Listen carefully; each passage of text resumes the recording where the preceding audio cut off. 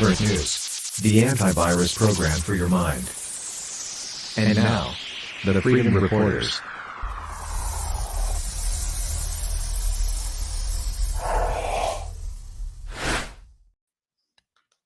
Oh my goodness, and we are continuing to have technical problems. I've got this big thingy on my face. Also, give me just a moment. Okay, we got that off my face, Joseph, but we're back on the air. Yeah, I didn't see anything covering you from my side, so although I could see my camera's icky, so I'm going to toggle DPI to try to get that to clear up. Okay, and I need to get us back on the air over on this other channel. Hang on just one moment, folks. We're almost back. Do not adjust your set. It is not your equipment. It's just us and our technical issues, but we're back, and I apologize for the glitch. Let's see if we can get this out, this final channel. We're not on all the channels we were on before when we got taken off, but okay, we're back up. We're on most of them. We're not over on Wimkin, but that's okay. No big deal. It is a big deal, but not a big deal. Thanks for hanging in there. We lost Brendan along the way. He had to go, but you're still here, and we have more ground to cover. So again, sorry about the disruption there. We got kind of cut off, but we're back live, and we're going to get into this whole thing with Putin at the European Eastern Economic Forum. So I wanted to have you here with us tonight, Joseph, to help kind of analyze, get your comments on what Putin was saying of this. And we're going to run his speech. And I think, you know, what I did watch it overnight. And what I took from it was some surprising things. A lot of what he was saying sounded very much like what we hear from people over here, our leaders, our economists, our politicians, our World Economic Forum people. Sounds very much the same to me in many respects, but I'll let you assess. Yeah, just the Eastern version side of the coin. Yeah, that's kind of what I'm getting at. Putin does not oppose, well, he opposes Klaus Schwab's New World Order because he wants his version of the New World Order. People forget he came to power in a coup against Yeltsin in '99, and Yeltsin only lived because he agreed to resign and step down and let Putin take over. And Putin's been dictator of Russia ever since 1999. But people don't know any history. They don't know any history. Very true. So here's the way it kicked off. Vladimir Putin of the This is the Russian Eastern Federation. Economic Forum, not the World Prime Economic Minister Forum. Anwar Ibrahim of Malaysia. Their version of the Vice President WEF. That's right, their version of the WEF. So it's like the other World Economic Forum, in my view. I mean, the stage, everything, it's all the same. Even the chairs that they sit in look to be very similar, right? The whole format for everything. Good afternoon. I'm glad to welcome you to the plenary session of the Eastern Economic Forum. This year, the theme of the forum is the Far East 2030, joining efforts together for creating new opportunities.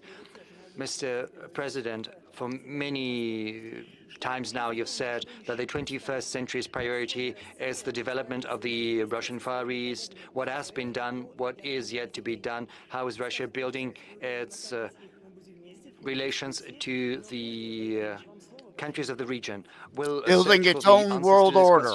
Right. Well, we're talking about the BRICS nations here, right? This is what it's about, the alternative to the U.S. Western economic system. It's important. We need to listen to Prime this. Minister Anwar Ibrahim, distinguished Vice President Han Zheng, ladies and gentlemen, I would like to welcome all the participants and the guests of the 9th Eastern Economic Forum. Russia and Vladivostok, in particular, as is tradition, hosts business people, technical and scientific teams, CEOs of leading companies and officials in the early September. Those experts and entrepreneurs who show interest in the Russian Far East, as well as interest in the infinite opportunities this unique part of our country is opening up for creation and for mutually beneficial partnership. As we know, the development of the Russian Far East has been defined as our national priority for the whole 21st century, as our moderator has just pointed out. And life itself has confirmed the aptness and the importance of this decision. The challenges we are facing recently, as well as the trends we are witnessing in the world economy, all of that is testimony to the aptness of our decision. We see that business ties, trade routes, and vectors of development are reorientating towards the east and to the global south. And our Far Eastern regions provide us with a direct gateway to these promising and developing markets. They allow us to overcome the barriers some Western elites are trying to impose upon the whole world.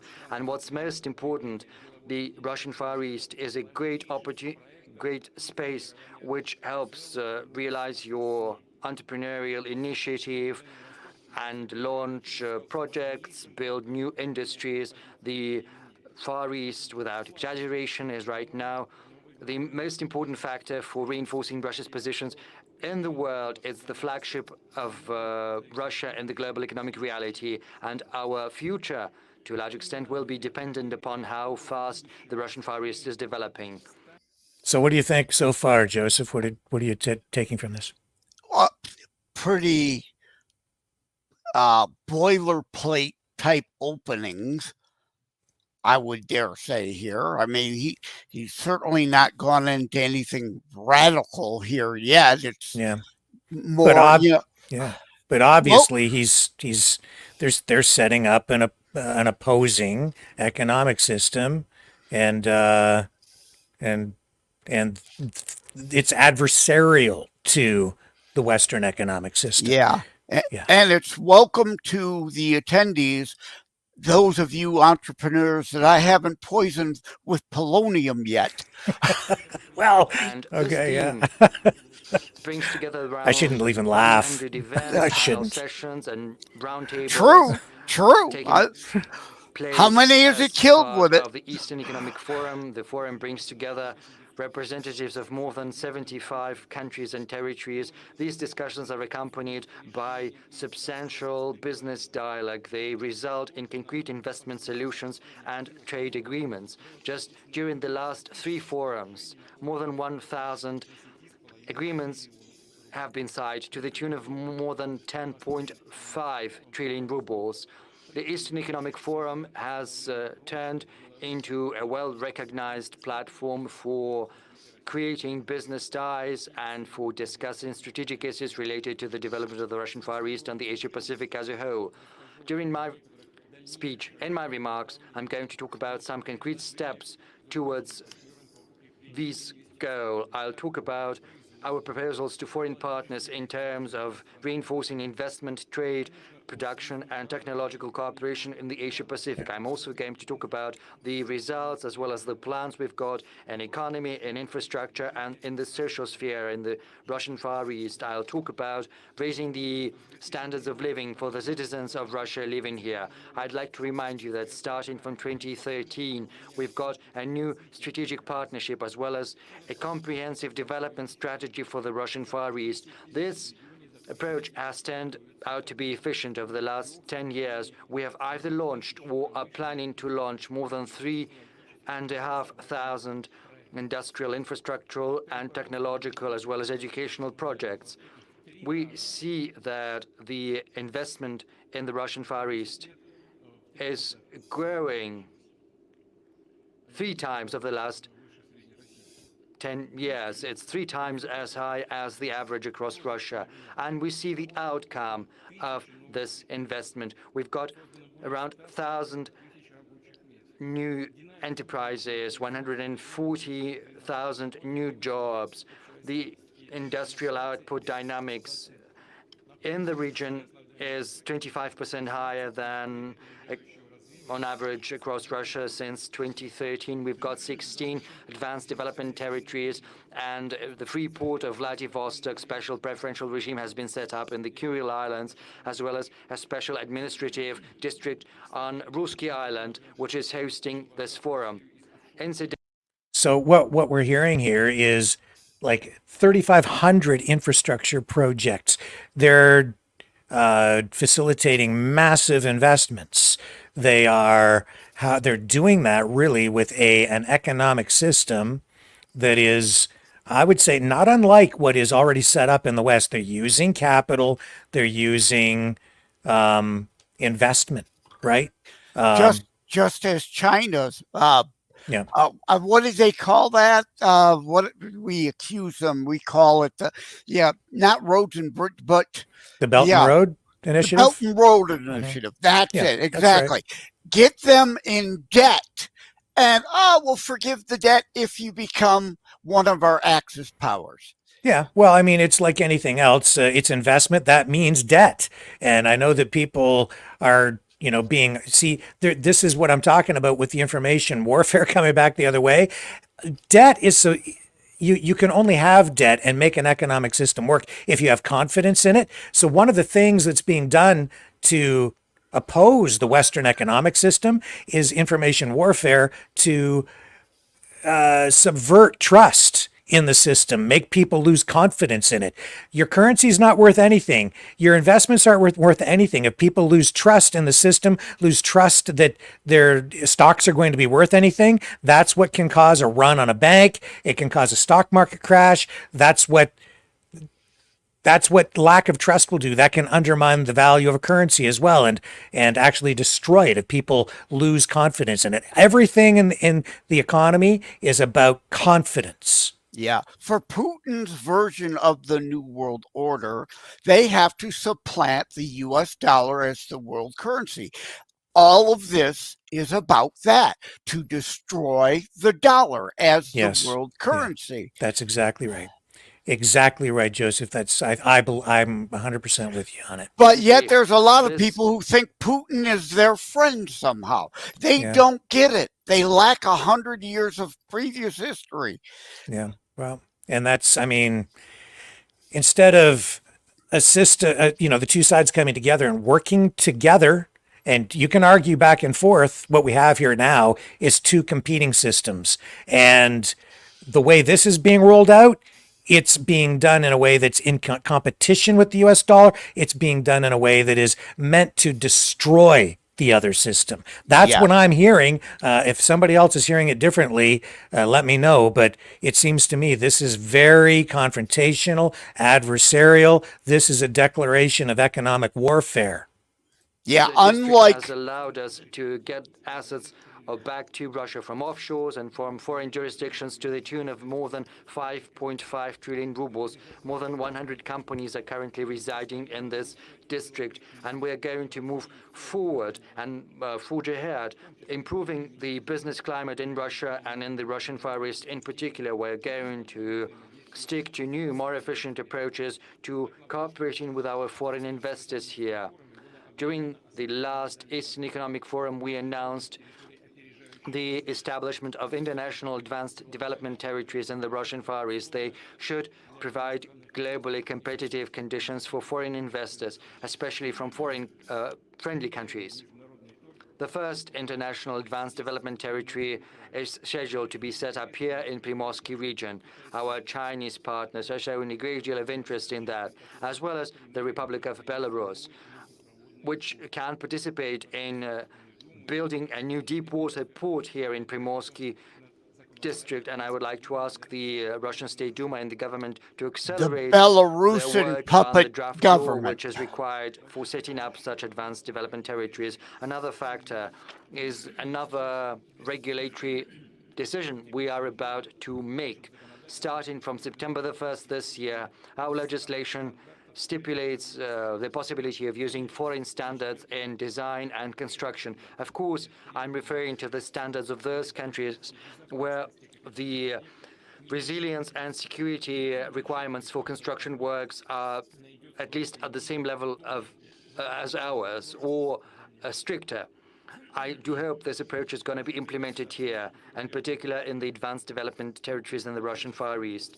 Another important testimony to cooperation with foreign partners is the development of Bolshoi Ussuriysky Island in Khabarovsk region.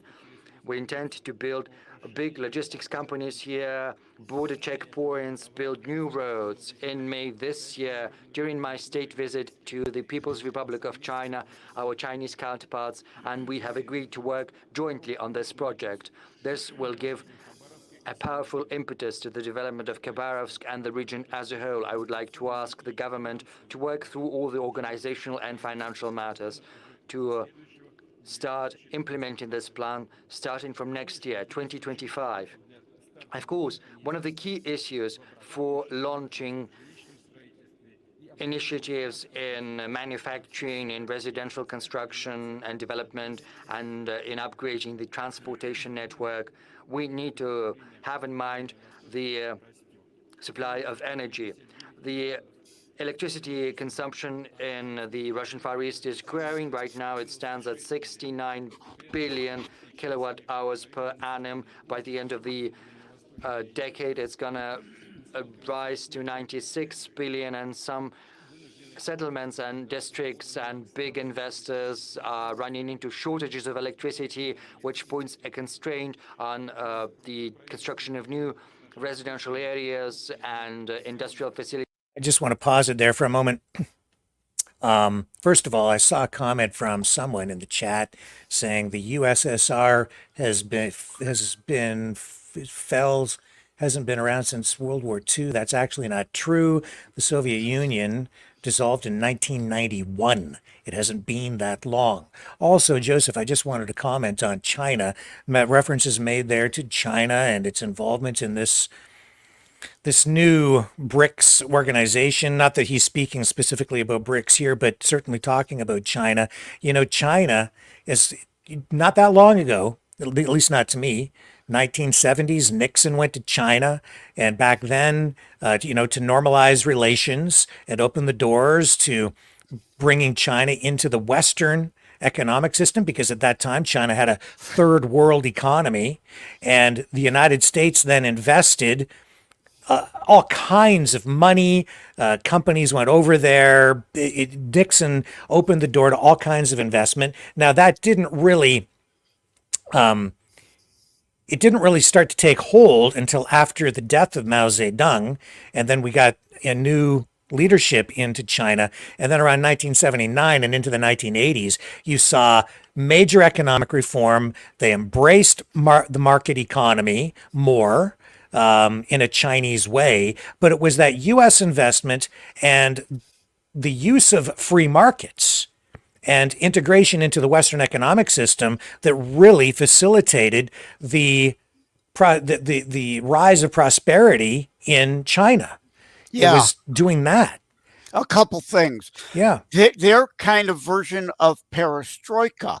Mm-hmm. The Nixon strategy was correct.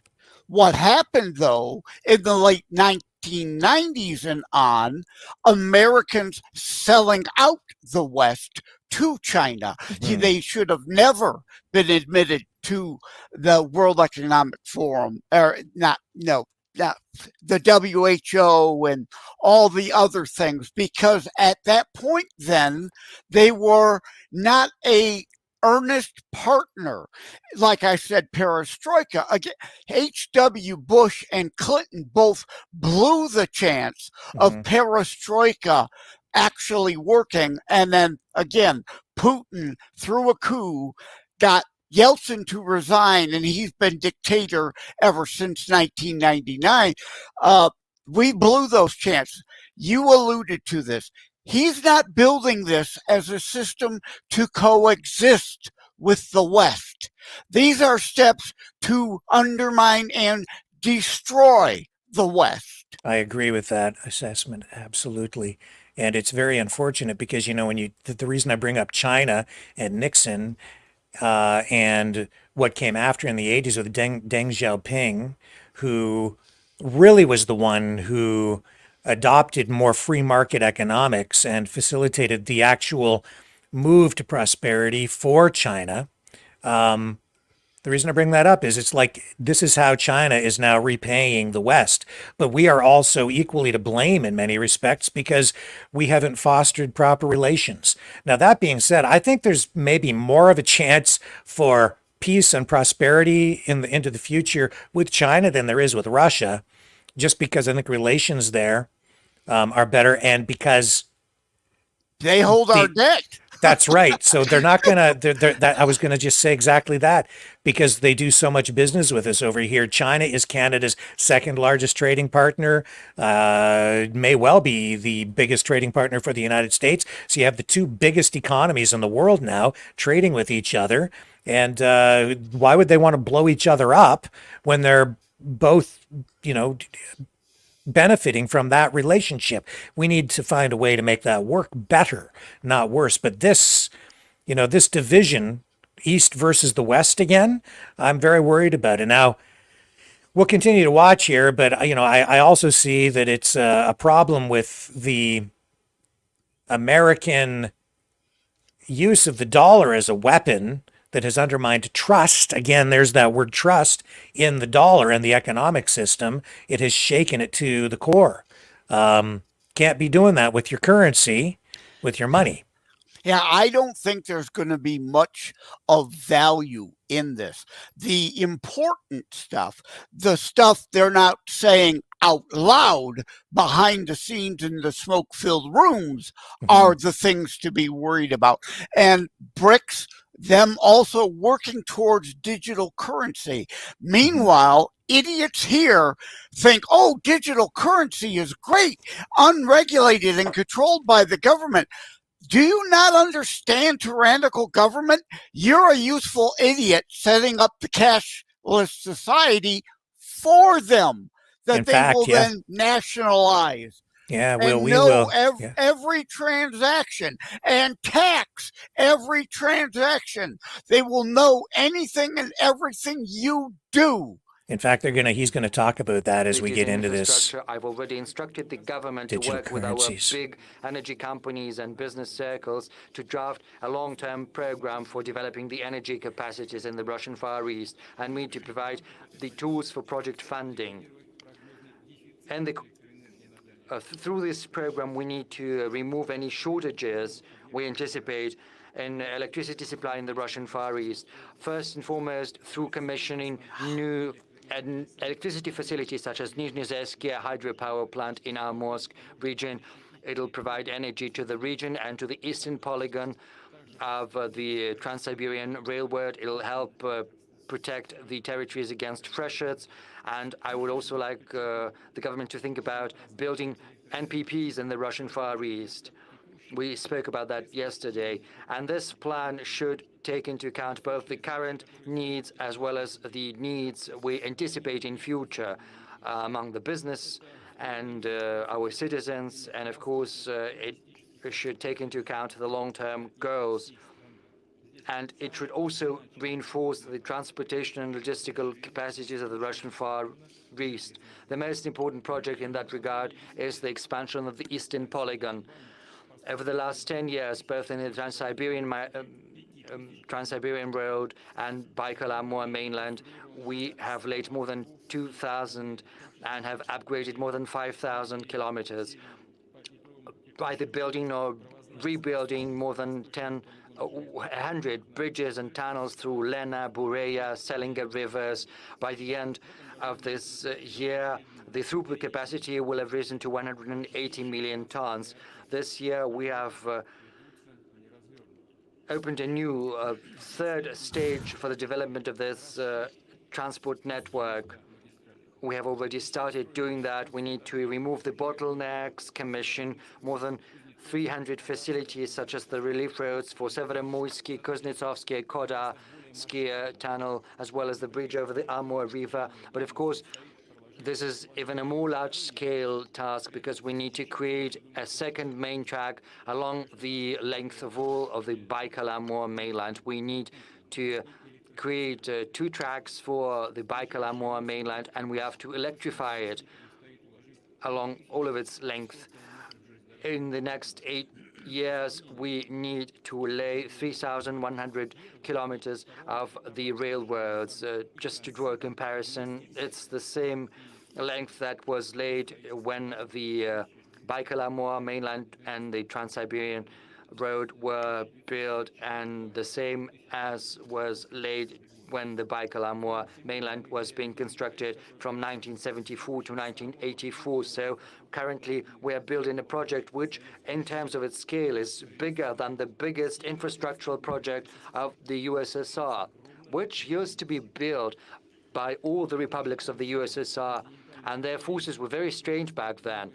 So like the Trans-Siberian Road, we need to build a new road transport Massive corridor from St. infrastructure, Petersburg to make work Vladivostok. projects, And I'm not public just talking works about projects. increasing the throughput capacity and improving the quality, because it'll also give an impetus to internal and domestic tourism, because this road is going to go through dozens of Russian regions. There are several And stages. Biden has helped them by Last removing December, a sanctions. new road They was are built oil between money Moscow and rich Kazan. By the again. end of the year, it will have stretched to Yekaterinburg and then onwards to Tumen. They're going to be built bypasses for Omsk, Novosibirsk, Kemerovo, and Kansk. Further on, once the road has reached Vladivostok, this corridor will have stretched by more than 10,000 kilometers, including connections to border checkpoints with other countries. I'd like to remind you about the instruction I gave in my address to the Federal Assembly, namely to decrease the queues at the border and decrease the time for inspection of freight transport. It should be no longer than 10 minutes. In the railroad checkpoints, we have already reached a very good rate in terms of the time needed for inspection. In the Eastern Polygon and in other roads, railroads and roads, we have already started large-scale works, engaging professionals, engineers, designers across different regions of country. And through their dedication, they show that Russia is willing and can build fast and at a high quality, implementing infrastructural and transport projects of a national and global scale. I refer in particular to the Northern Sea route as an international logistics route. So by Over the last financing 10 this, they're years, the leveraging it all cargo with throughput has financing. increased That means a lender and a by debtor, whole right? magnitude. Back in 2014, But when you Yep. start the pumping the money cargo out throughput stood initially, at 4 million that tons, creates whereas growth. last As long as year they get it rose productivity to on the 36 backside, million, which is 5 times the record they'll get the return on the registered during the investment if Soviet it all times. pans out. We are going to And while that improve goes throughput on, it puts a capacity, lot of in pressure particular on through the American exploring the and Arctic, Western European mineral deposits, economic system. reorienting the And a lot of this is cargo, our own and fault, our increasing the own transit. demise We by have taking off a sanctions big plan and letting them for get developing the oil Northern monies Sea rich route, again to building be able to afford this icebreakers, stuff. increasing our satellite constellation, improving the coastal infrastructure, building emergency and rescue centers to pilot these logistical routes. 2 years ago, we They do not launched want to coastal voyages coexist, along the but some people still Northern don't Sea get route. it. Right now, this voyage includes 14 ports in the Russian Northeast, the Arctic, and the Russian Far East. Last year, the capacity of the Russian ports in the Northern Sea route, Like you said, it's exceeded investment 40 as million tons. This is but the leverage. beginning. We're Then going to you increase owe these capacities us. further, modernizing the Instead of transshipment taking loans out with capacities, the IMF expanding or close and doing far business with distance Western companies, they're going to railroad go over connections, here and which just will do it allow over us to there. increase And the be capacity of the beholden to Murmansk them. transport hub Yes. to 100 million tons. And I then can't blame even them, but I higher wish than it wasn't that, going on like our this. Eurasian If I were an integration evil partners are mastermind, I interested wouldn't be in doing it any developing different than Murmansk as a Putin is doing transportation it. hub. Our colleagues in Belarus Or Xi are with the Belt and Roads contemplating initiatives. the development of port infrastructure and building their own terminals on the Kola Peninsula, and would like to invite other countries to participate in this project. And I think, and I see there is an interest there. All large-scale transportation and logistics initiatives Russia is pursuing are built using cutting-edge engineering, digital and environmental solutions, which creates an additional demand for the products produced by Russian machine builders and metal companies. It also creates a demand for the services provided by science and high-tech businesses based on cutting-edge approaches. See, they've got the new credit card. They're just starting to use it. On our side, we've used the credit card. We need the productivity coming back over time now, and we're not in a position to spend. The subsoil No, we're too in debt resources of the Russian Far East already. Currently, all of Russian tungsten and tin, fluorite, as well as boron-containing ores are produced in the Russian Far East. It accounts for 80% of all of Russian diamonds and uranium, more than 70% of silver, and 60% of Russian gold. There are other key centers for production of these resources in Yakutia and Chukotka. There, the deposits have been explored for quite some time, and their capacities are limited, whereas the demand is constantly growing. So we need to ensure. Yeah, like I say over and over, he's evil. He's not stupid. We are stupid. Provide uninterrupted supply of commodities and raw materials for our economy, for our settlements, providing them with fuel and commodities. We need to use colonialists. Russian technology. Meanwhile, under cultural Marxism, he's got university campuses crying about we are colonialists. Specific programs for surveying, undermining us within. Mineral resources of the Russian Far East and Siberia. Exactly right. They should be part of the federal project Geology, reviving the legend. These programs Iran, are ready. Russia, China. We estimate that 1 ruble of government expenditure is going to attract 10 rubles of private investors, and this money is going to be paid back. See, and then we keep hearing things about, evil BlackRock and evil, big American corporations. Well, what's he talking about here? 1 ruble attracts, 10 rubles of foreign investment. It's the same thing. It's just Russia at the head of the table with China, and I'd say even China's the bigger player here than Russia by far. By far. And I'm glad you're putting this on tonight, because there's a whole lot of people asleep at the switch, have no clue what's going on. Yeah. The profits are going to be great. There's going to be comprehensive effect, but we need to do that timely, understanding the timing of the investment. So I'd like to ask the government to provide the necessary funds in the federal budget for those on the take in the West, not caring that they will replace us as long as they get rich temporarily. Of the Russian Far East by several times. I talk about titanium, lithium, niobium, and rare earths, which are requisite for the economy of the future. We have all of those resources available. The potential of these industries will improve the attractiveness of the rare earth minerals like Biden gave to China by pulling out of Bagram. The potential is great. Will help create cutting-edge creative industries in the Russian Far East, help build the infrastructure for the big data economy and AI, for piloting UAVs for commercial purposes and civilian purposes, in order to tap unmanned aerial vehicles, drones. Yeah, AI, artificial intelligence. What do you think he's really talking about? You think Russia doesn't have a military-industrial complex?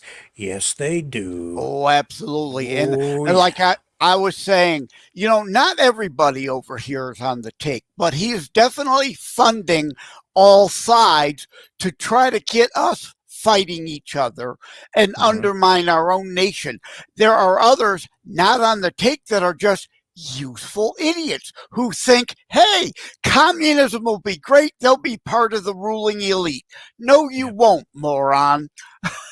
The technological progress potential, we will continue to improve the scientific and educational potential of the Russian Far East. This region has already launched the construction of university campuses in Yuzhno-Sakhalinsk and in Khabarovsk, but that is not sufficient for the Russian Far East. I suggest we should embark upon several new projects, such as university campuses in Ulan-Ude, Petropavlovsk-Kamchatsky, and Chita.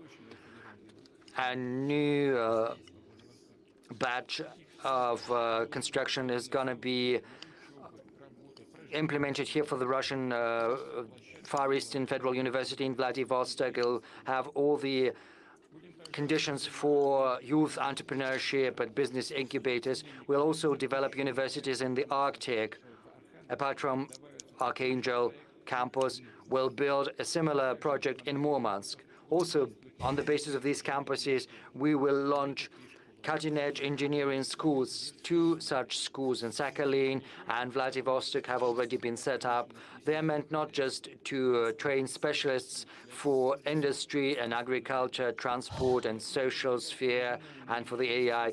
They are also meant to come up with original innovative solutions for scaling new solutions in social sphere and management and in economy. Ruski Island has been hosting the Scientific and Technical Center of Rushydro for the last 2 years and specializes in innovative solutions in global energy, which are used for the technological upgrade of the energy sector in the Russian Far East. Our leading companies will also help build a big innovative technological hub on Ruski Island based on the Far Eastern Federal University. It'll concentrate on research and practical solutions in marine engineering, biotechnology, biomedicine, and other promising avenues to be pursued. I would like to ask the governments from the government and from Primorsky region to use the tool of a Far Eastern concession for the implementation of this project. I would also like to ask them to think about the tools for attracting scientists from Russia and from other countries. I refer to competitive motivational projects as well as the social packages for the specialists and their families. Distinguished colleagues, we understand the success of implementation of our plans here in the Russian Far East and all over Russia depends, first of all, on people, on Russian families. I have said many times, we should not be guided by old logic. First we build plants and factories, and only then we'll think about those who work in these enterprises. Such logic is not just. It does not function in the modern economy. Putin, a man of the people. That is No. That is being constructed. Now he's sounding like a populist. That is why, together with the new economic plans for all Russian part of the forests, charade. we have also started major social initiatives. We have launched the mechanism of a unified subsidy. Thanks to it, we build and repair schools, kindergartens, clinics, hospitals, sports facilities. Urban environment is being improved as well as infrastructure. Today, we have already built almost 2,000 social and infrastructure facilities. Unified subsidy has become a powerful financial leverage. He is building that. He is building communities. There's no question about it. But, you know, it's social projects. Socially, Russia's much different. Rights are not the same. It's a different kind of society. For these purposes, and 36 such initiatives are And already being I think implemented. people over there, For instance, here in Primorsky region, a you know, are year-round ski resort is being built. give up some things in order to get perceived stability. That stability comes through a degree of authoritarianism. Yep. Yeah. Oh, as Franklin said, where was it Jefferson, about those who would give freedom for security deserve neither. We'll continue to support the work of Far Eastern Concession. Or safety. We'll keep adjusting it Yep. for the benefit of citizens perceived and for safety. the opportunities of business. What I would like to underline as well, today, in the context of the state and private partnership, schools, airports, Public-private bridges, partnership. highways are being built Did you all hear over the that? country. Public transport is being Populist. Public-private partnership, same kind of thing over here, because to make their economy work and this new economic system, they really need to model it after what the West developed and figured out after literally thousands of years. It took mankind, humankind, thousands of years to figure it out. And we did that. And now they've developed an alternative based on the same ideas, the same concepts, the same system. They're just tweaking it to suit their purposes. Yeah, they're not going to give their peoples any freedom. As long as they play along and stay in line, they'll benefit a little, but never like they would in a free market, full free market West. Although West has never been full free markets for my entire lifetime. That was a lot. Yes. It's very true. That's demonstrable. You can prove that. You saw after the fall of the Soviet Union, the businesses, the industrial assets, they were all carved up, chopped up, split up, and then handed over to oligarchs for pennies on the dollar. And you see that same sort of thing going on right now, even in Ukraine, where land has been confiscated. I mean, I'm hearing the online influencers talk about Ukraine and how Western companies are just going to go in there and profit, and they're profiting from the war. But nobody has profited more, honestly, than Russia and Putin by annexing, just taking Crimea and taking the Donbass. And most of the people, a lot of the people, either were given very little, well, in fact, in many cases, they were given nothing. Farmers just kicked off their land and given nothing. But anyway, let him continue. But the volume of such projects is not very high, less than 3% of GDP or 4.4 trillion rubles. To develop this sphere more intensively, we need to improve relevant legislature and the mechanism of work of the state and private partnership. State and private? The risks for all they are coming more our direction, yet idiots on our side are... They criticize that. They're like, oh, you can't have a public, blah, blah, blah, blah, blah. Evil, evil, evil. It's this.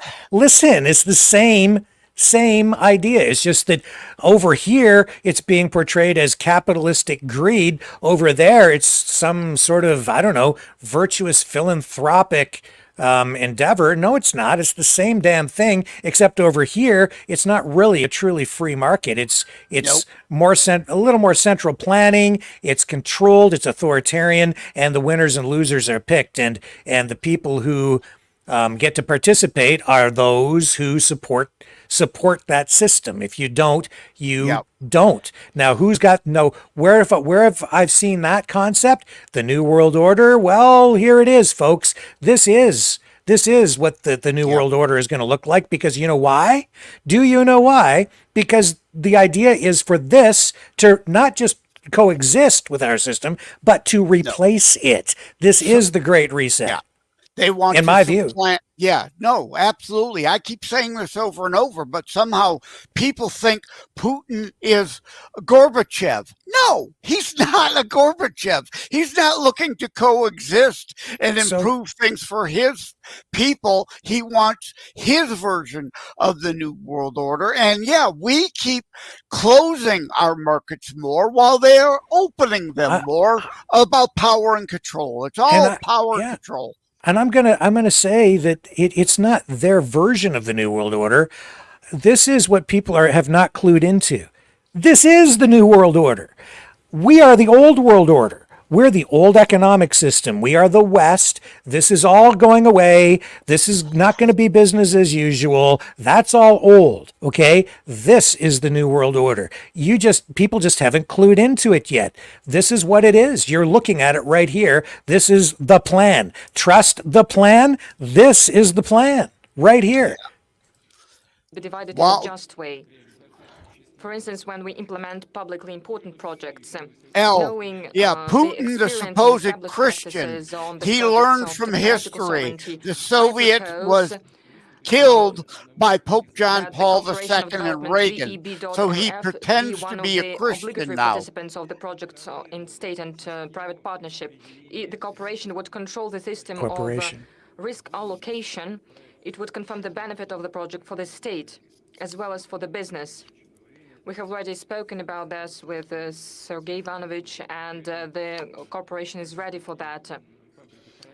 The same goes for the project of financing, project financing factory that stimulates private investment. So I ask the government, together with VEB, determine the specific parameters and scale for deals in the context of state and private partnership that should be implemented with the obligatory participation of the VEB.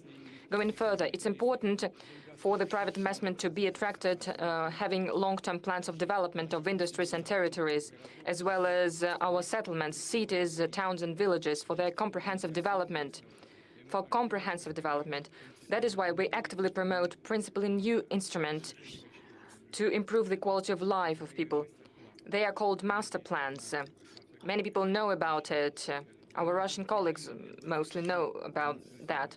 We have already confirmed such plans for 22 administrative centers and urban agglomeration of the Russian Far East, where more than 4 million people live. For instance, for a satellite city of Vladivostok, this master plan will unite in one logic of development a whole agglomeration of Vladivostok, Artem, and Nadezhdinsky district. And we should start implementing it since the next 2025 year.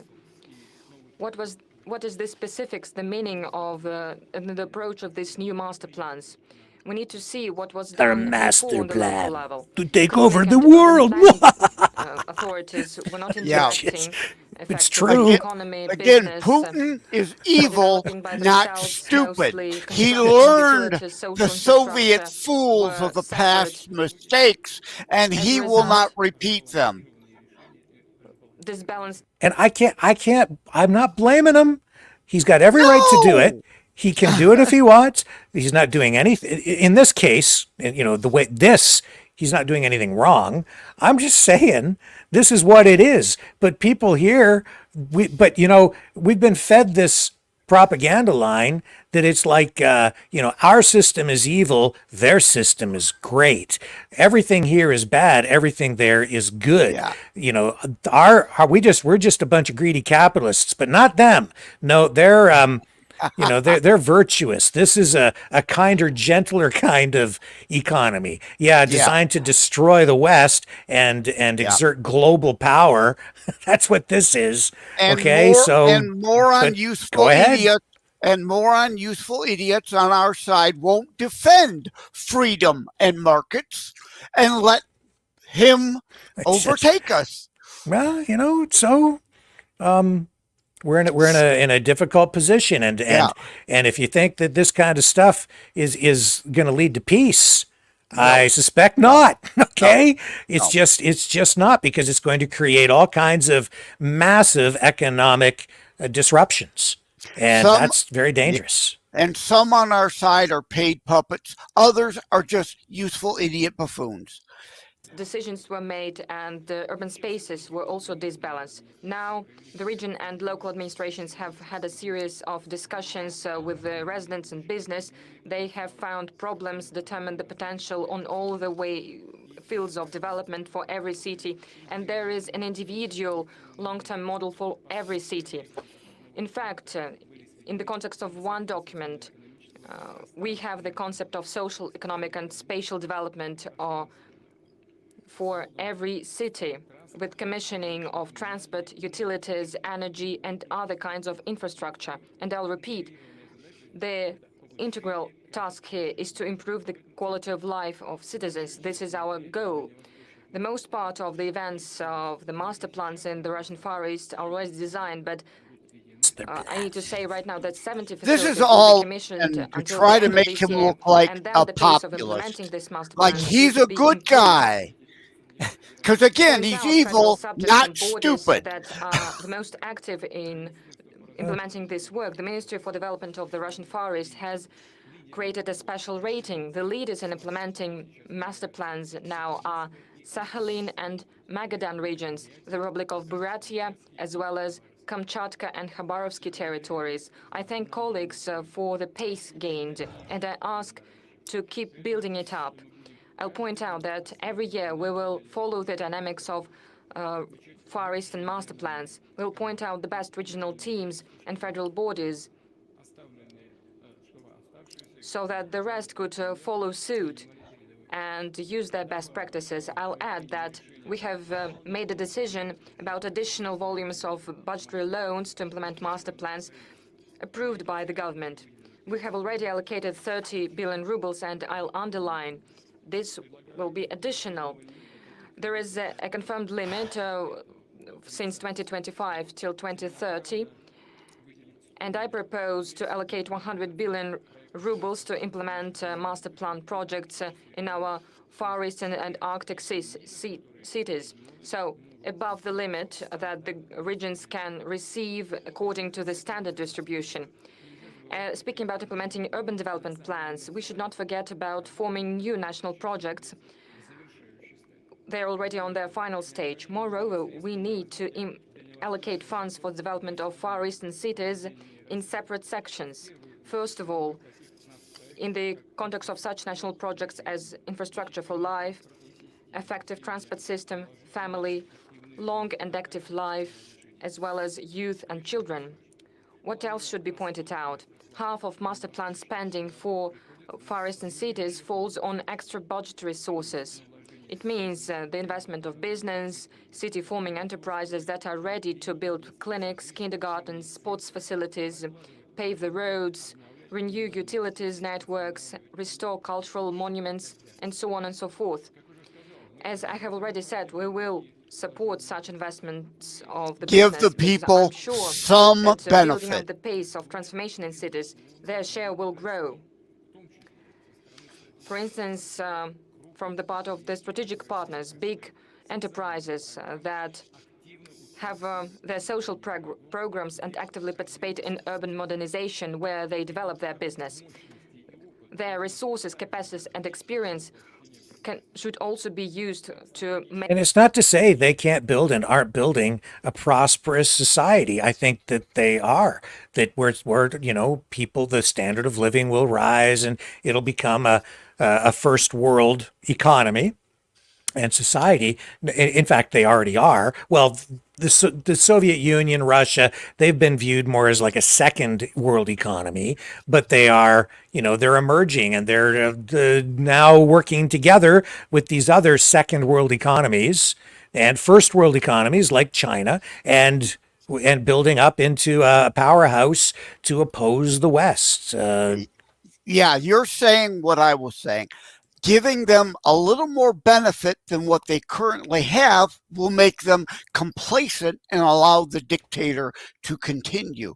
Just bread and circus, bread and circus. And from what I see in Russia, I think the standard of living is really quite high. It's I think in many respects comparable to what you have in the United States and in Canada. They've achieved a lot, and they want more, and they don't want to be. They don't want to be reliant on the U.S. dollar, and they don't want to be part of, you know, sanctioned anymore. So they will then give Putin and Russia the freedom to conduct themselves in any manner that they see fit from, you know, this point on, because they won't be worried at all about what the West or the United States or anybody, certainly not the United Nations or anyone else, has to say about anything. Not that they really are now anyway. Right, as far as their citizens go, again, people not understanding history and learning from Rome, bread and circus. As long as he's able to give them enough for their belly, a roof over their head, some electricity and water, they'll let him do whatever he wants. Well, I'm talking too about the United States having no leverage, right? Which is what they want. They don't want to. Right. They don't. Yeah. You know. But China is still very integrated into our economic system. A reality. Russia to some degree too. Can fully finance the building of social infrastructure facilities in a city, town, or a territory where the investment projects are being implemented. After they transfer such a social facility to a municipality or region, they can receive compensation through taxes, benefits, or other preferences. And I ask the government to determine the parameters of such a mechanism. I'll underline that the experience of the Russian Far East will be a basis to scale the practice of master plans. As it was Masterplans. pointed out in the Central message to planning. the Federal Assembly, up to 2030, such strategic documents will be prepared for 200 settlements all over Russia. So we're going to scale this program. Now, 22 settlements To make in it the Russian global. Far East, 200 settlements Scale all it. over the country, including anchor cities that contribute to the strengthening technological sovereignty of Russia. Going further, comfortable urban environment and Build whole social new cities. infrastructure are an integral part of modern comprehensive residential development.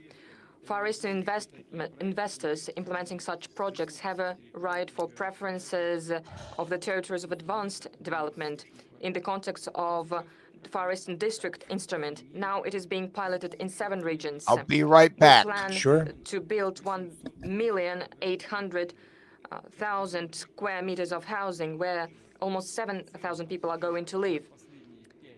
In the recent 5 years, the volume of the annual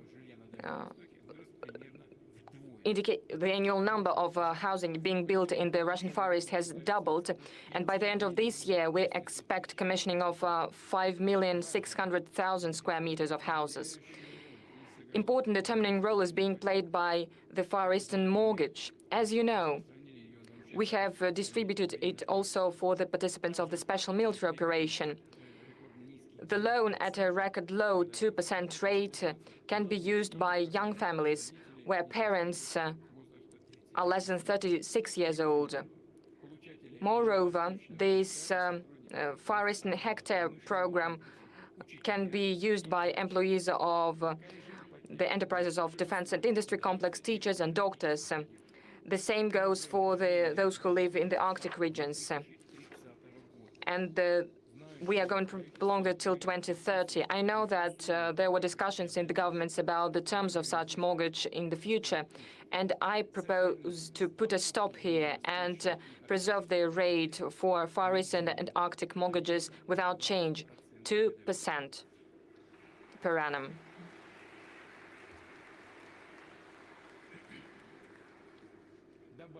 I'll add that since last year, in Primorsky territory, families that 2% mortgage have rates. a third child born can receive a payment to repay their mortgage loan in an increased size, not 450,000 rubles as all over the country, but 1 million rubles. And we agreed that the payment of the same size, 1 million rubles, should be introduced for large families in all the Far Eastern regions where the birth rate is below the federal district average.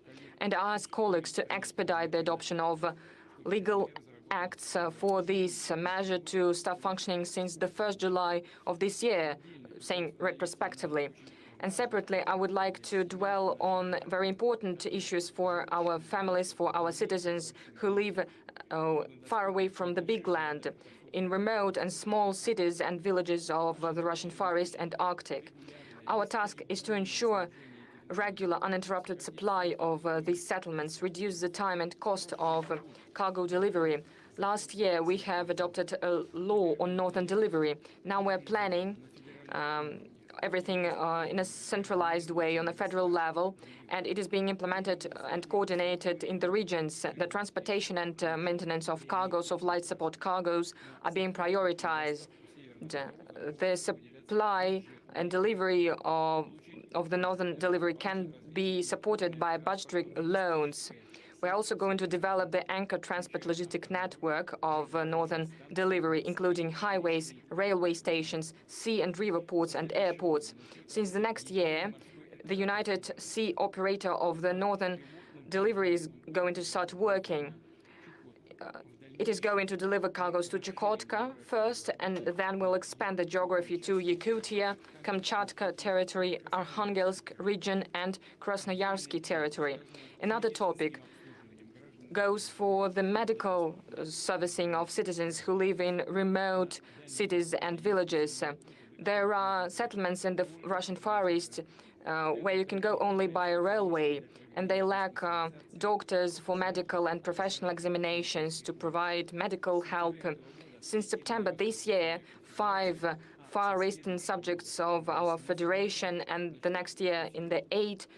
Somebody in the chat just said, they're missing why I'm, what's wrong with big infrastructure projects. Nothing. I'm not saying there's anything wrong with it. I'm just making note of it and saying that that's what's being used here to really kickstart this big economic expansion, or their hope for a big economic expansion. It's not. It's also very much Keynesian economics in a way. You use public works projects like building highways, bridges, electrical infrastructure, all of those kinds of things to expand the economy. That's an investment, and then you use that infrastructure to support industry by creating transportation systems, power systems, even economic systems, in order to generate more productivity. So you can extract resources from the ground, add value, produce things, sell them abroad, and sell them domestically, so that you add value to what you have in hand. There's nothing wrong with it, but on this scale, it's gonna have major implications. And I'm not saying there's anything wrong with it. I'm just making note of it. And because of the way this is being rolled out, it's absolutely a competitor to the Western system. So we really need to take note of this. Subjects. A mobile consultative and diagnostic center is going to operate. In fact, this is going to be a train, and it will be a real modern clinic and a pharmacy on wheels with cutting-edge equipment and doctors that are going to conduct different kinds of researches. They'll consult with their colleagues from the leading scientific centers of Russia. They'll use you've AI got to technologies ask, to form are these medical the reports. means to And the of course, end, they'll or just provide a professional means help, to another end? because right? all the citizens of our country need access to medical Is this help, altruistic regardless of or where they live. ulterior And I would like to motives? thank And I every say the company, latter, all the doctors, right? nurses, railway professionals, and Yeah. other professionals that participate Hitler- They in want this to very be the top needed, dog. They don't Yeah. want to. project. That's And- just all there is to it. Hitler did not co-opt Bismarck's Autobahn concept in I ask the government infrastructure to help because he the wanted to companies help to the ensure German uninterrupted people. work It of was this a means modern to the medical end center for and moving his pharmacy on war the basis machine around. of a train. One more thing, to strengthen ties between cities and villages of the Russian Far East, And we'll to build the continue economy, and that's what the developing domestic Germans did air too. connection. By 2030, That this is actually very much similar to what Germany did. Yes. With what Hitler did. It's Yes. massive. He built the Autobahn. He used major public works projects Yes. to revitalize the economy, and that included arms manufacturing. You build up your country's GDP, so you have that economic money to build your war machine with. Said the number of passengers in domestic flights in the region should grow up to 4 million passengers a year. I've already instructed the government to approve the corresponding plan of specific steps and events. Its preparation has prolonged, so I ask to make all the necessary decisions rapidly. Another important issue is the aircraft fleet. What you We need to build do our own here planes that is should be reliable, read of between high the quality, lines. and we That's need what the Rick and I are big talking numbers. about. Reading That behind is the why, lines, I between ask the to lines, expedite the what the elaboration of passenger ulterior versions of motive large is multipurpose to this high-hull plane, great, and it's to launch its nostalgic, serial wonderful, production as populist soon as speaking. possible. And the course and technical Like characteristics of the Hitler plane should building be a greater competitive, so that the Germany, price of the flights would be accessible Putin for wants a citizens. greater Russia for ulterior If the motives. situation is different, then we need to subsidize it. Dear friends, in the recent years, the Russian Far East has become more attractive for the youth, for those people who want to learn interesting profession, for professionals that want to show themselves and their skills, their knowledge, that want to try themselves in the profession that they have chosen. There is an inflow of youth from It's 20 like to the 25 years Reagan to the Russian movie. Far East in the recent People 8 see years. the Reagan Our targeted movie. measures of Reagan support have buried the functioned. For Soviets instance, because local our teacher- economy ballooned under Reagan, which gave Reagan the opportunity to spend on defense, which buried the Soviets at that time. This is that in reverse. Putin, again, is evil, not stupid. He learned, but knuckleheads in the West don't learn. Joseph, that is beyond insightful. That's exactly what's going on. And even worse, because we have people being convinced to go out into the streets, march, protest, even tear up the sod at universities while shouting for defunding not just police but our military, and promoting more isolationism, pull right back, don't disarm. I mean, we're at that point where people are like, let's just get rid of the military. Imagine what's going to happen if we get rid of the military, and look at what's going on the other side. People are not even figuring this out. They're building their economy, their military, their new world order, while we are being convinced that we're evil. We should tear it all down. We need to just disarm, defund all of our military. All of our corporations are evil. We need to get rid of, even as RFK Jr. is saying in his video the other day, right on his website. You know, he's basically portraying Raytheon, General Dynamics, all these, the military industrial complex as evil, but that's what provides stability in the face of this. Yes, that's what has been providing stability since World War II. But every time, but because you're providing the stability, you're also an easy target for criticism, right? Because it doesn't matter if you're damned if you do, damned if you don't. In everything, and you are the world reserve currency. You're the big dog in the world, the United States. Oh well, you know, it's easy to pick on the big dog. You know, I called it the penalty of leadership, and you know, that's what that's the United States. I support Trump Vance, and Trump is saying we must maintain the dollar as the world reserve currency. I agree with the other parts. He worries me, not because of him, but because of some of the people around him, including being influenced by a Tucker Carlson. So, but I sure as hell can't support commie ticket Harris AWOLs. I don't know who the good guys are anymore. Local doctor, local gray area. Gray. Yep. Not all good, not all bad. Teachers and doctors that go to the forest and forests to work in the towns, and cities receive up to 2 million rubles, and mid-level medical workers receive up to 1 million rubles. We're going to prolong this program until 2030, and the payout ratio. And that's it. So Yvonne says they will have their own central bank. Yeah, they will, but that's the point, isn't it? It's a central bank. It's a central bank system. It's all predicated on capitalism and debt, which is what the system is that we have here. It's not really any different in the end, but people here keep saying, we need to tear our system down. We need to replace it with this, and we need the gold-backed standard and all of this stuff, without really even understanding what the hell they're talking about. It just sounds good. It sounds like it's something that we need to do, while these guys are building their own alternative system, which is really just a mirror of what we have. In many respects, it is a mirror, because there are many things about this that are opposite or even just upside down. They want to take the world and have the mirror image, flip it. They're flipping the world upside down. Yep. That's exactly. the truth. And that's why I had you on my gray area show. Again, Putin is not 1,000% evil. There's some good in there. Our side also definitely not saints. A lot of bad in there too. But what's the lesser of the two evils? We may not like it, but lesser of two evils is still better than the highway to hell in a handbasket at 250 miles per hour. And I guess the point is, we need to be aware, because what good does it do us to destroy ourselves, to clear the deck for someone who wants to take over, essentially, right? Now, what does take over mean? Certainly economically, they want to take over as being the number one economic the new entity.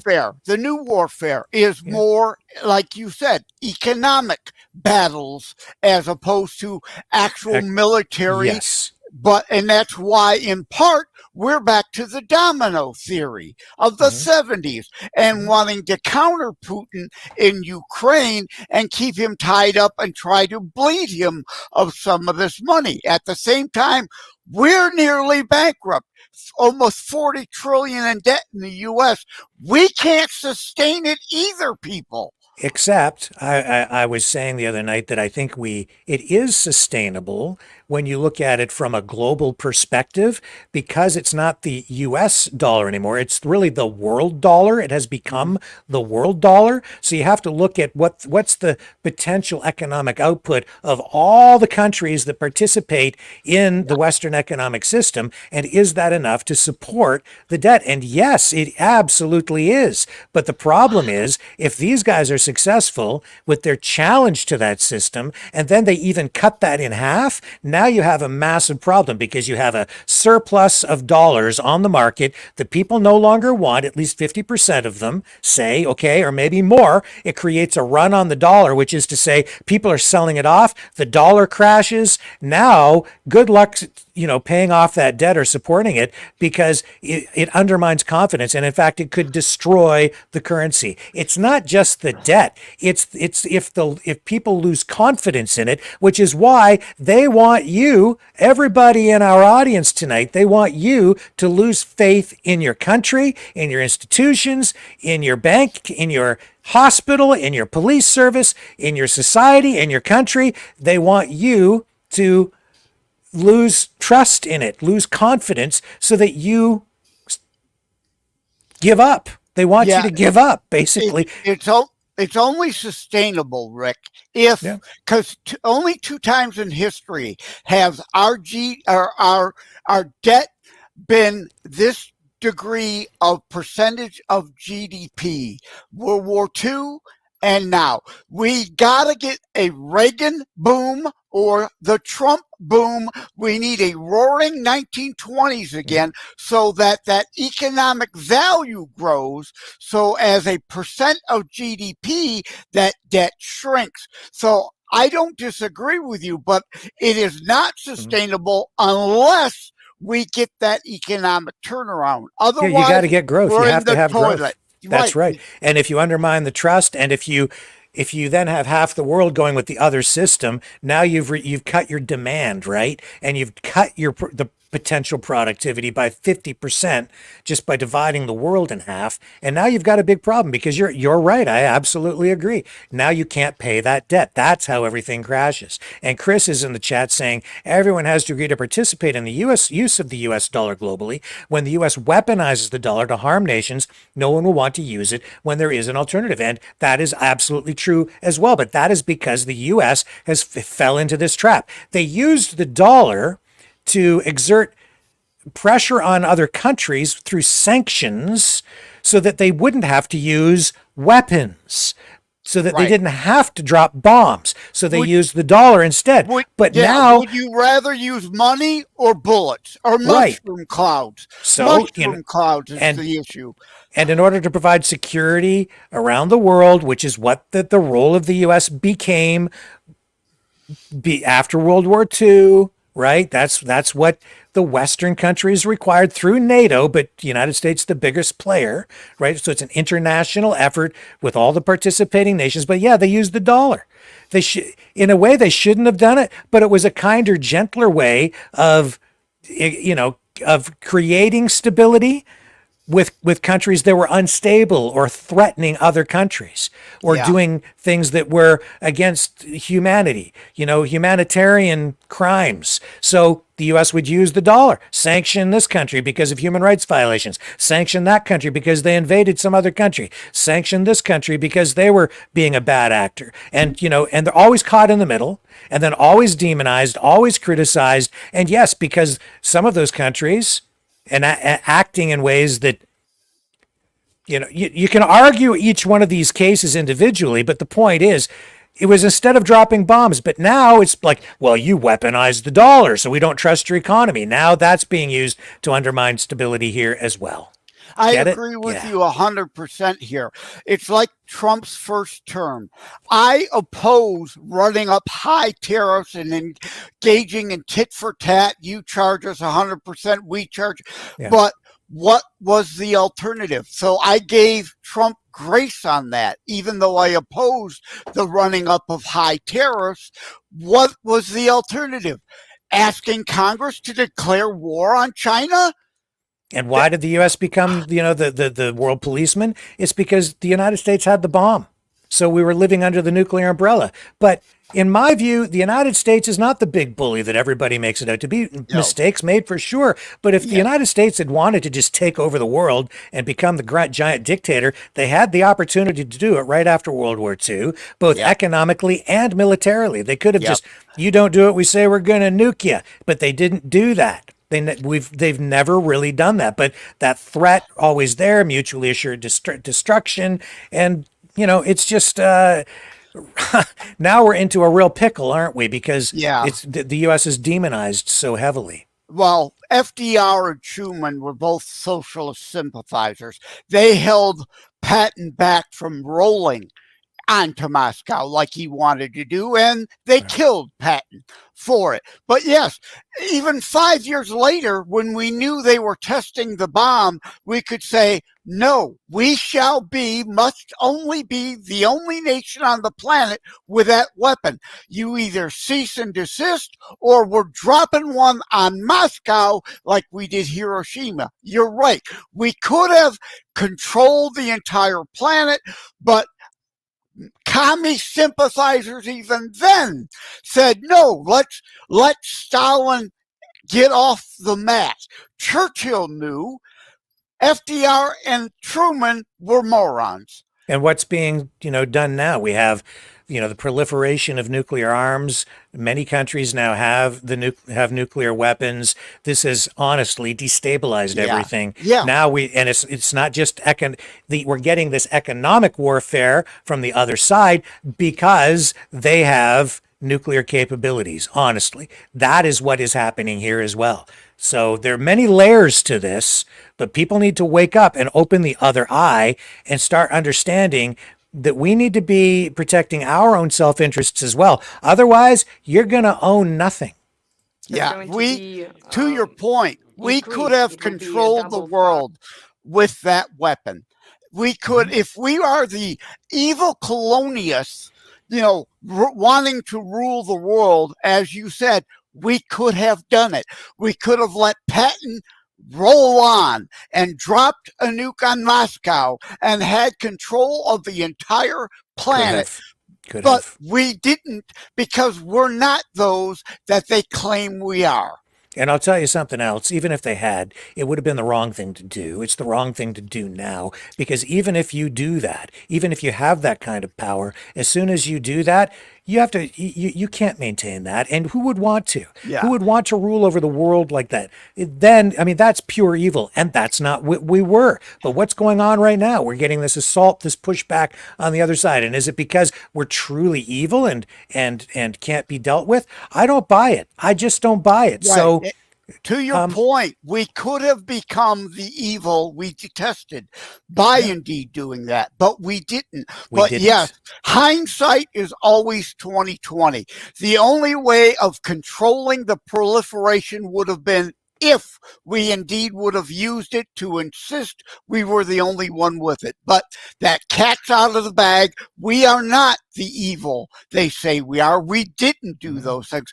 I am dealing in speculations and what ifs here. I'm not advocating we should have done that. In the hindsight of 2020, it's the only thing that would have and could have stabilized the planet forever, instead of the German, like Patton said, he felt maybe we should have went to war with the communists with the Nazis. It's like, whoa, wait a minute. I don't think anybody wants to go that far. But again, Churchill understood the enemy of my enemy may be a useful temporary idiot, but they are not my friend. But Truman and FDR didn't get that. And when the war ended, allowing the communist expansion that they did, because they sympathized with it. And Chris is saying we didn't need the nuke to control the world when the West controlled the world 500 years prior through colonialism. The bomb would have just cemented that control. Well, there's a degree of truth in that because, the West was more technologically advanced than other parts of the world. But I would say that it's more nuanced than that. It is not black and white. And there are so many, layers to the history in so many countries and so much went on. And it's just not that simple. It's not that, it's just pure evil or pure good. Yeah. And the gray areas again. Right. And everything was different in various eras during time, social standards, the economy, just the circumstances all the way around, all different all the time. And people tend to just overlay today's reality and standards onto history and apply that. Times were different. And the Nazi thing again, we then became more technologically advanced because of what? Operation Paperclip. What, did you want the Russians to get all the Nazi scientists? But yet they're trying to say we're Nazis because we brought over Nazis to help us with our technology. Von Braun, for one, obviously. Yeah, but rocket scientists. Hey, so, right. Hey, dumbass, do you want the commies to have them?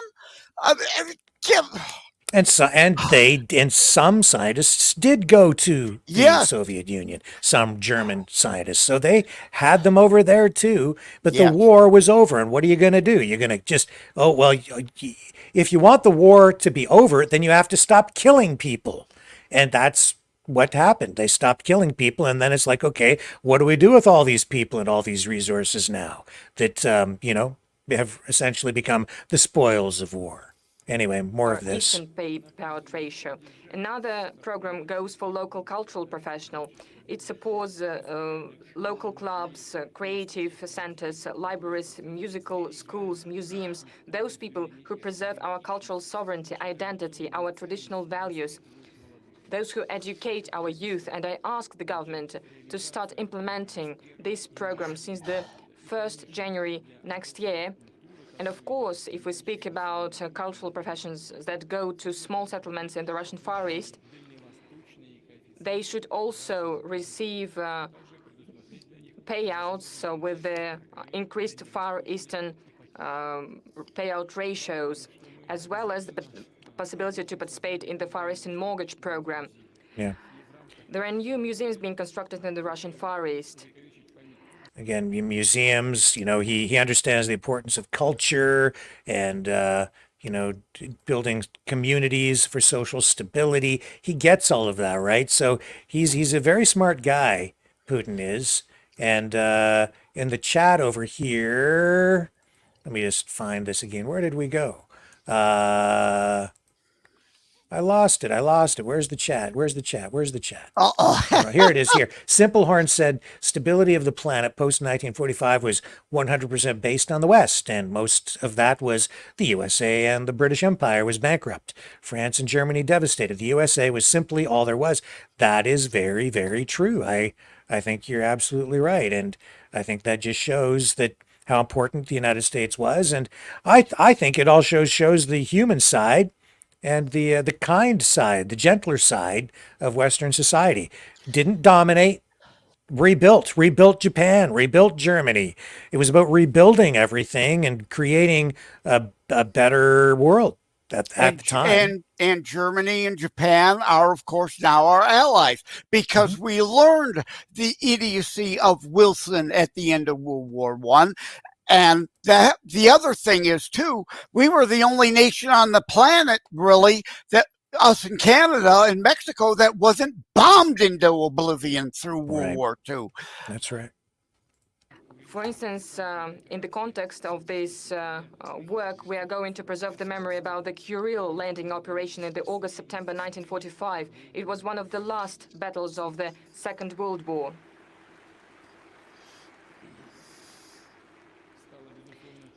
It has become the symbol of the courage of our soldiers and officers that defeated the fortifications of the enemy that seemed impregnable. Distinguished colleagues, the whole story of the Russian Far East, of these enormous region that covers more than 40% of our country is written by committed, brave, strong-willed people. They explored and protected these lands. They preserved the traditions of indigenous people. You know, okay. I would say this, though, okay? As much as people seem to idolize Russia for its role in World War II because of its contributions, right? When I look at how did World War II start and what was Russia up to? They were aligned with Germany, and then they Ru- were splitting up Poland. They were taking the land. What were they doing in Ukraine, right? Before World War II, they as I, Stalin went in. He yeah, confiscated the land, like took it. Like this is not this. This was a country at that time, a country of conquest. 100 years of history people ignore of Russians and Soviets exploiting Ukraine. Russia, Stalin invaded Finland before Hitler invaded anyone. Why? He wanted the heavy water for Russia's atomic program. Yes, they were seeking the bomb early also. They were too, And yes. they invaded Poland the same time Hitler did. The Russians were, as I said, Churchill understood, they were a temporary, useful idiot for us, not an ally. And Putin, he's trying to build national pride and give people his country's history in a way that is something that they Glorified. so Yep. that be proud of your country. Okay, I get it, but then there's Nationalism, right? Yeah, right. National. yeah, Right sure, now, like but Trump, I, Trump and MAGA, right? He said, and a lot of people try to attack Make America Great Again. It is not America alone or America only, or I would not support him. This isn't World War II where the oceans can protect us. There's these things called planet bombers and ICBMs. We cannot be Fortress America anymore. Like it or not, it is a global interactive economy and we are dependent on each other. We cannot be America alone, and I would never stand for that. But America first, yes, but that doesn't mean the rest of you go to hell and we don't care about you. That's not what MAGA is. They opened new places on the map of Russia. They built cities, factories, they paved the roads, they found deposits. Our predecessors that developed the Russian Far East were dedicated to their cause and to our fatherland. And the love for the motherland helped them to set really important big goals. Their heroism, self-sacrifice, and achievements today inspire everyone for the deeds. Everyone, or different professionals, doctors, teachers, cultural professionals, teachers in universities, businessmen, all those who work in the Russian Far East are planning to connect their life with this region, including managers of the regional and municipal commons. Since 2022, there is Muravyev-Amursky program functioning in this region. It trains the personnel for public service. It is also going to include Arctic. The program is in demand and the competition is very high, up to 80 people for a place. Young and ambitious people see that the development of the Russian Far East and Arctic is one of the most interesting and promising tasks before our country.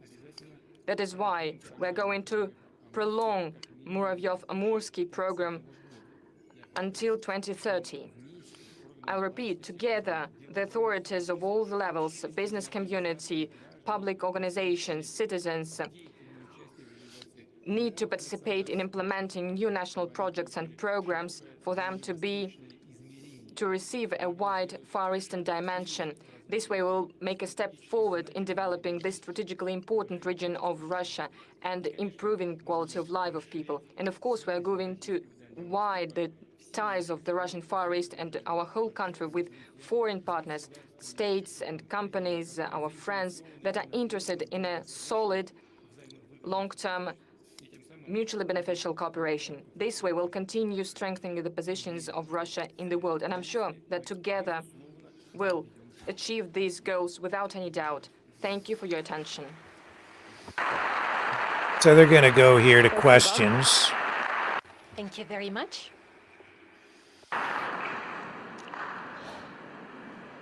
Yeah, in the chat, it's all back to the Ukrainian Nazi brigade crap and Putin's denazification talking point. Again, people who don't understand history, these are not Hitlerian Nazis. They are people who saw Germany as liberators against Russian oppression for the past 40 years before World War II. And it was a be careful what you wish for. Hitler as bad or worse than Stalin. But at that time, they saw them as, you're going to help us kick out the commies? Okay, come in. That's all that Nazi symbol is about in that brigade. They are not Hitlerian Nazis looking to rule the world or kill all the Jews. It's just a symbology of we are anti-commie, as Hitler was. Nazi Socis were against, just like El Duce fascists in Italy and Franco-fascists in Spain were anti-Moscow based communists. People don't learn this all-encompassing real history to grasp any of it. Well, and then I think it was last night or the night before. I mean, I showed you And I have not Nazis fighting on the Russian side. yeah. You know, it's not, again, it's not black and white. Right.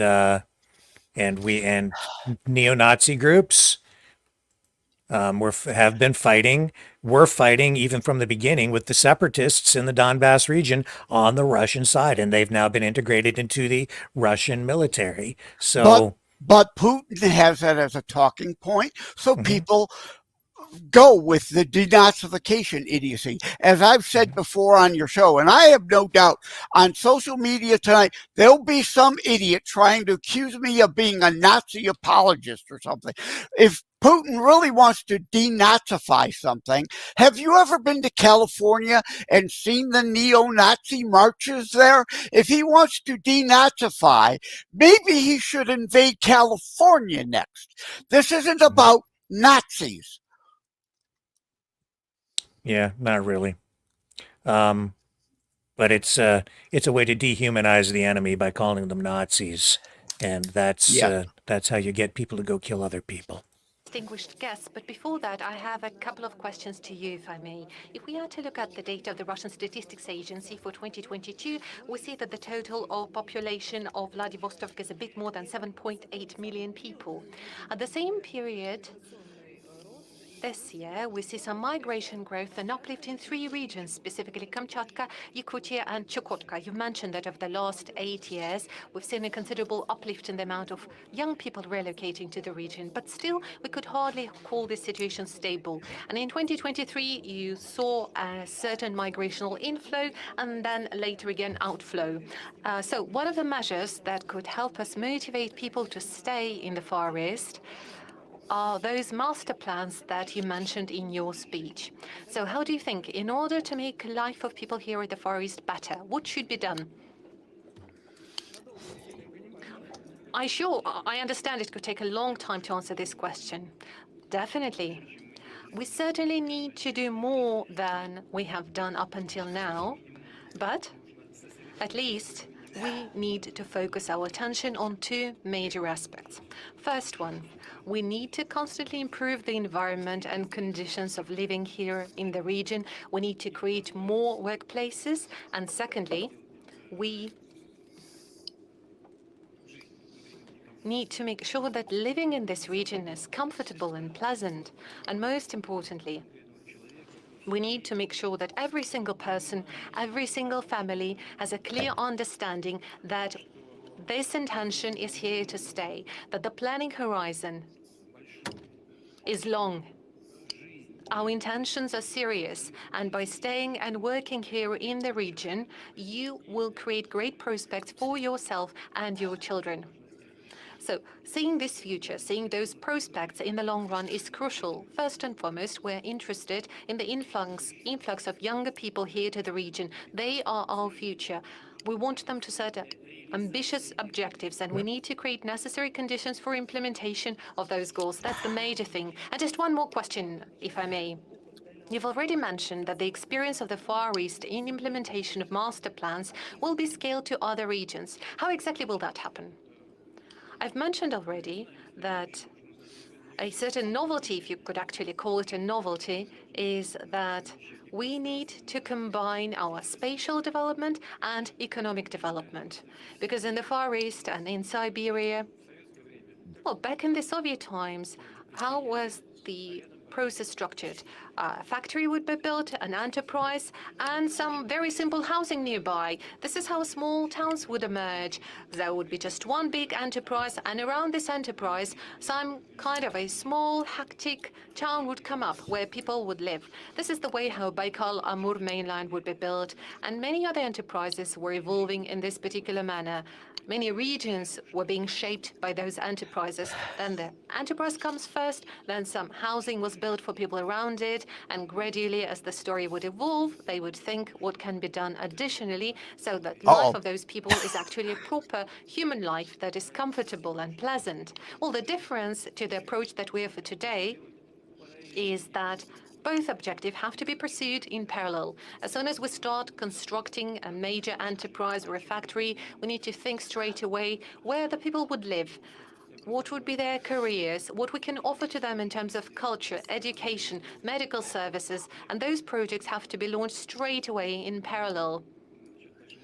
I'm not even going to name them. I wanted to do that first, but I decided not to because I'm sure not all of it is most probably completed exactly. And great. He's talking about building his country, building communities, having people build families, prosperity, a good country with great places for people to live, employment, prosperity. Perfect, right? That's great.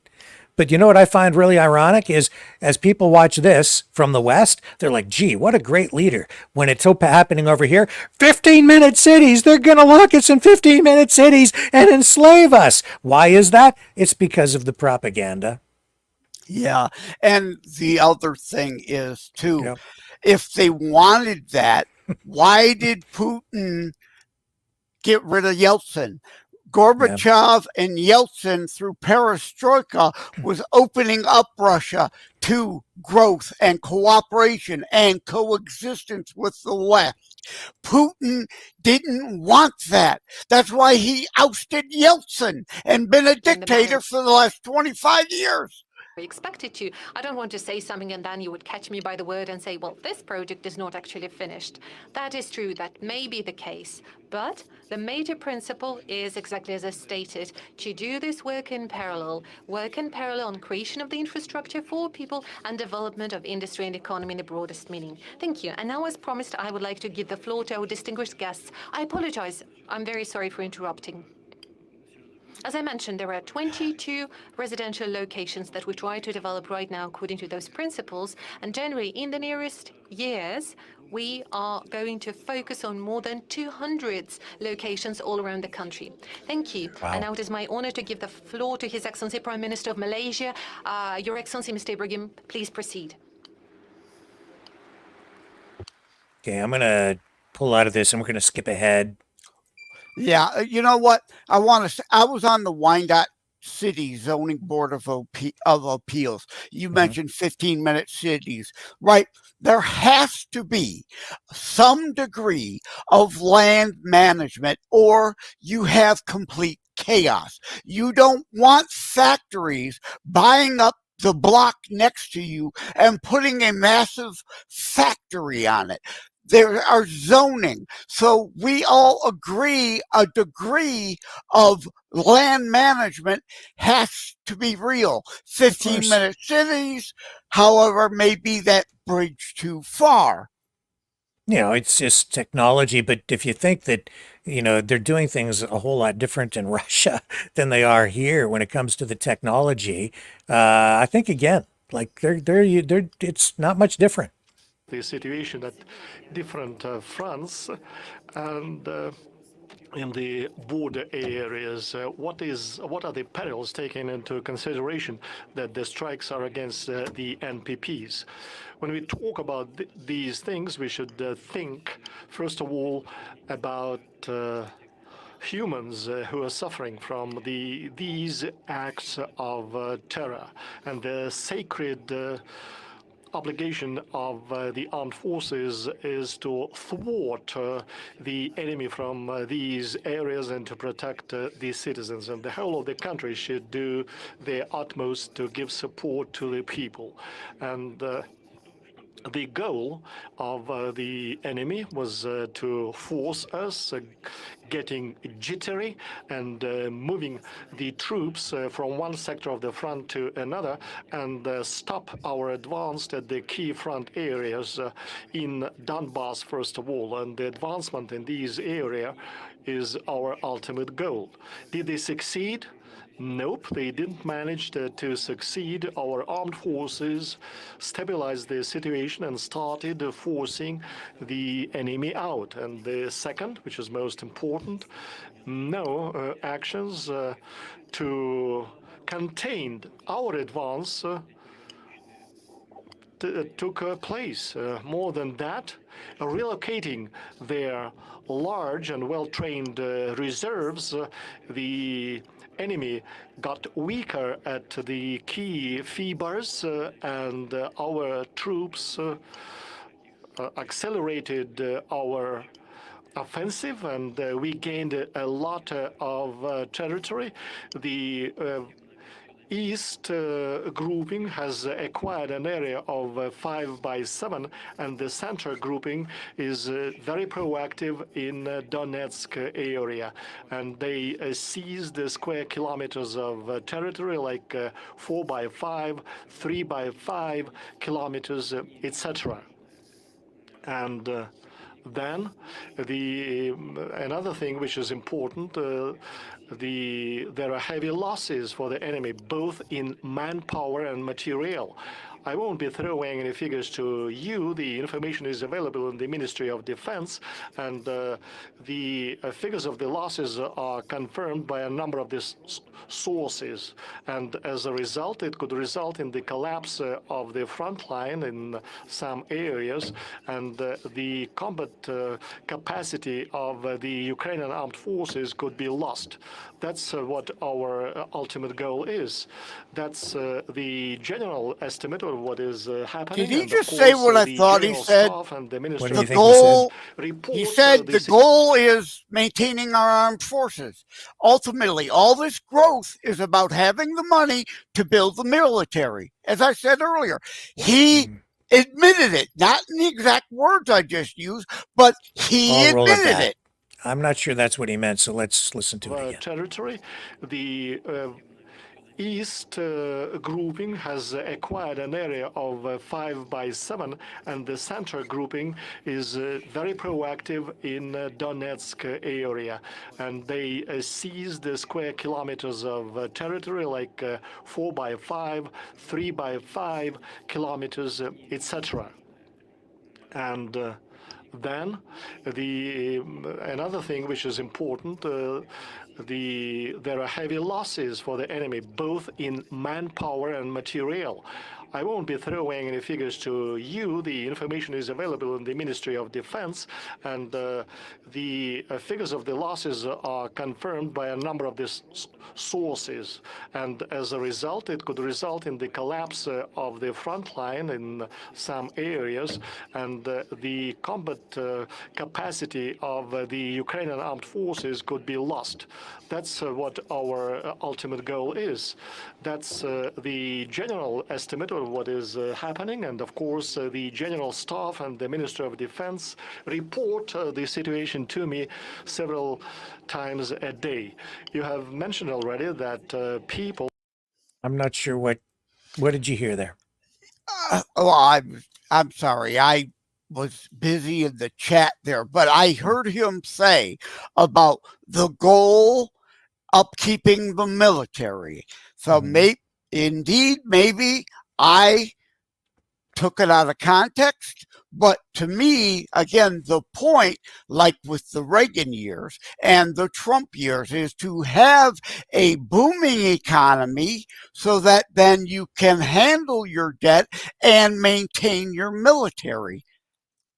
I think he's a lot alike with us on that, but we want to try. Largely goes without saying. Obviously, he wants a strong economy and he wants a strong military, and and I think with regard to Ukraine at this point, the strategy appears to be on the Russian side to wear the Ukrainians down and keep the war going long enough that Ukraine loses its support, loses the financial support, loses the weapons support that the West has been providing, hoping that that's what happens. And I think that there's a lot of attention focused on this upcoming election. And there is hope, I think, that Trump will win so that he pulls support from Ukraine. And in fact, I'll bring this up. This is the clip everybody's actually talking about, where he supports Kamala. And part of the bottom line is here, if others don't agree with me, Putin's end goal, you could read the book Putin's Brain. Ex-KGB wants to put the Soviet Union back together, and he is aggressive. If Switzerland, the neutral folks, want in on NATO, Finland join NATO, because again, Finland was invaded by Russia before Hitler invaded anyone. They know Putin's aims, but a lot of Putin apologists just have their blinders on and refuse to see any of it. Okay, so let's roll this clip. I think I've got it up. Okay, so this is where he says, well, he likes Kamala. He's in love with Kamala. Yeah. That if we can name a favorite candidate, it used to be Joe Biden, but now he is not participating in the election campaign, and he recommended all his allies to support Ms. Harris. So that is what we are going to do. Yeah. So it was. Well, he said that we should. That is why we should also do that. Pause it. Just let him go. Well, her laugh, she's laughing. Her laugh is so fascinating. It means that everything is good, and if everything is good, they want it means weak that leadership. For instance, if we're speaking about Joe Biden, there are so many sanctions against Russia introduced, and if everything is good with Ms. Harris, maybe she'll refrain herself from such measures, or maybe she'll change them. So in the end, it will be the choice of the U.S. people, and we will respect this choice. Yeah, well, Trump had more sanctions on China, Iran, and Russia than any president in history before him. Biden lifted the sanctions and put a few here and there on to claim he was being tough on Russia. They want weak leadership in the West. That is election interference. Well, yeah, no question. And we don't know who he really prefers, nor should it really matter. But it does, because by saying that, he's influencing voters in a way that maybe we're not aware of. If you believe what he said, you see, it's like a double negative. It's like everything I'm telling you is a lie. It's that kind of a thing. You don't know whether you should believe it or not. But most people will just take that at face value, and they shouldn't. Is he saying it because he really does want a weak Harris, or is he saying it as a deflection because he really wants Trump? That you get in that circular argument logic. We don't know. But I would dare say he does want a weaker leadership here. There's no question. He wants America to not have an economic boon, right? Because then we don't have the ability to help Ukraine. I can pretty much guarantee that he would rather have Trump than Harris, because Harris will probably continue to fund the war in Ukraine, and Trump probably not. He'll come to the table and try to end the war on day one, as he's said. And Vance has made it very clear he doesn't care what happens to Ukraine. So that alone should tell you a lot of what you need to know in this regard. And Putin saying what he said, like I said, they're trying to turn the world upside down. And when you're trying to do that, what you need to do, I think, is say the opposite of what the truth is.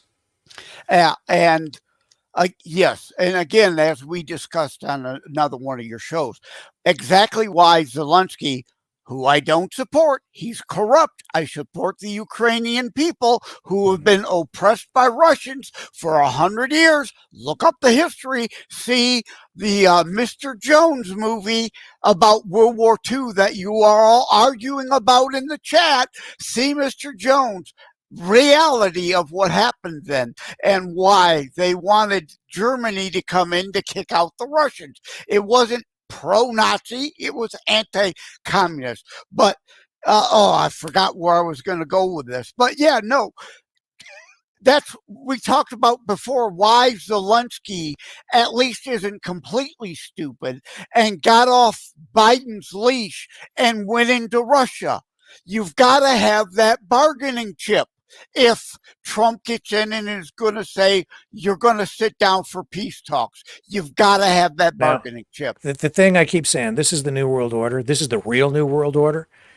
Well, Putin also gets into, we're kind of running out of time here, but Putin starts talking about Russia investing in Bitcoin. He also gets into the digital ruble. People here freak out. They go, we can't have a digitized currency. We can't have a digital dollar. Well, he talks in this address here about a digital ruble. All right. So he is adopting digital currency over there too. And in fact, here's a video about exactly that.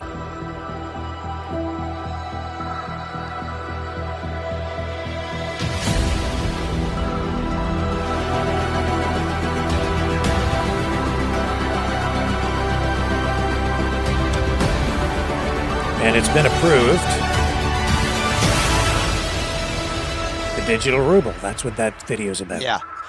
And Putin's version of the New World Order is indeed a cashless society, just like Klaus Schwab's desire of his New World Order vision, a cashless society. And people engaging in the digital coins are useful idiots helping them build the cashless society, because then after you've built it, the governments will take it over and control every transaction, see every transaction, tax every transaction. So if you think that people don't look at the other side. They're only looking over here, and they're saying evil capitalists, evil USA. They're just going to create this digital currency to track blah, blah, blah, blah, blah. Well, they're doing it in Russia. And while people are saying we need to tear down our system and be just like Russia and have a republic here. President Vladimir Putin has signed a law that will see the country's ruble going digital. Moscow says the digital ruble will function as a third form of currency alongside cash and contactless payments. It will be issued by Russia's central bank, and transactions will be conducted on a special non-internet platform. The Russian business community has already endorsed the digital ruble, saying it could help decrease costs and commissions.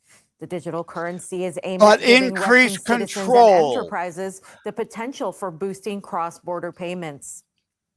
Control. This comes as Russia Control ramps is up what it's about. cooperation with other countries in national currencies in a push to decrease use of the dollar. According to Chinese leader Xi Jinping, members of the Shanghai Cooperation Organization are working hard on expanding their economic ties. Meanwhile, Beijing says its digital yuan transactions have significantly risen to a total of over $240 billion in the past year. And in India, the central bank has encouraged local lenders to promote the newly introduced digital rupee. And you think that you're going to tear this system down, Right? And replace it with something totally? No, you're going to get this. Once it's all digitally, centrally controlled under the New World Order, either Klaus Schwab or Putin, either way, they have full control. They shut off your money supply if you don't toe the line. And useful idiots are rushing us headlong into the cashless society at the same time they say they're against doing. Yeah, and and I personally, I'm not really that afraid of it. I know everybody's afraid of it. I'd like cash to stick around. I'd like there to be cash alongside a digital currency.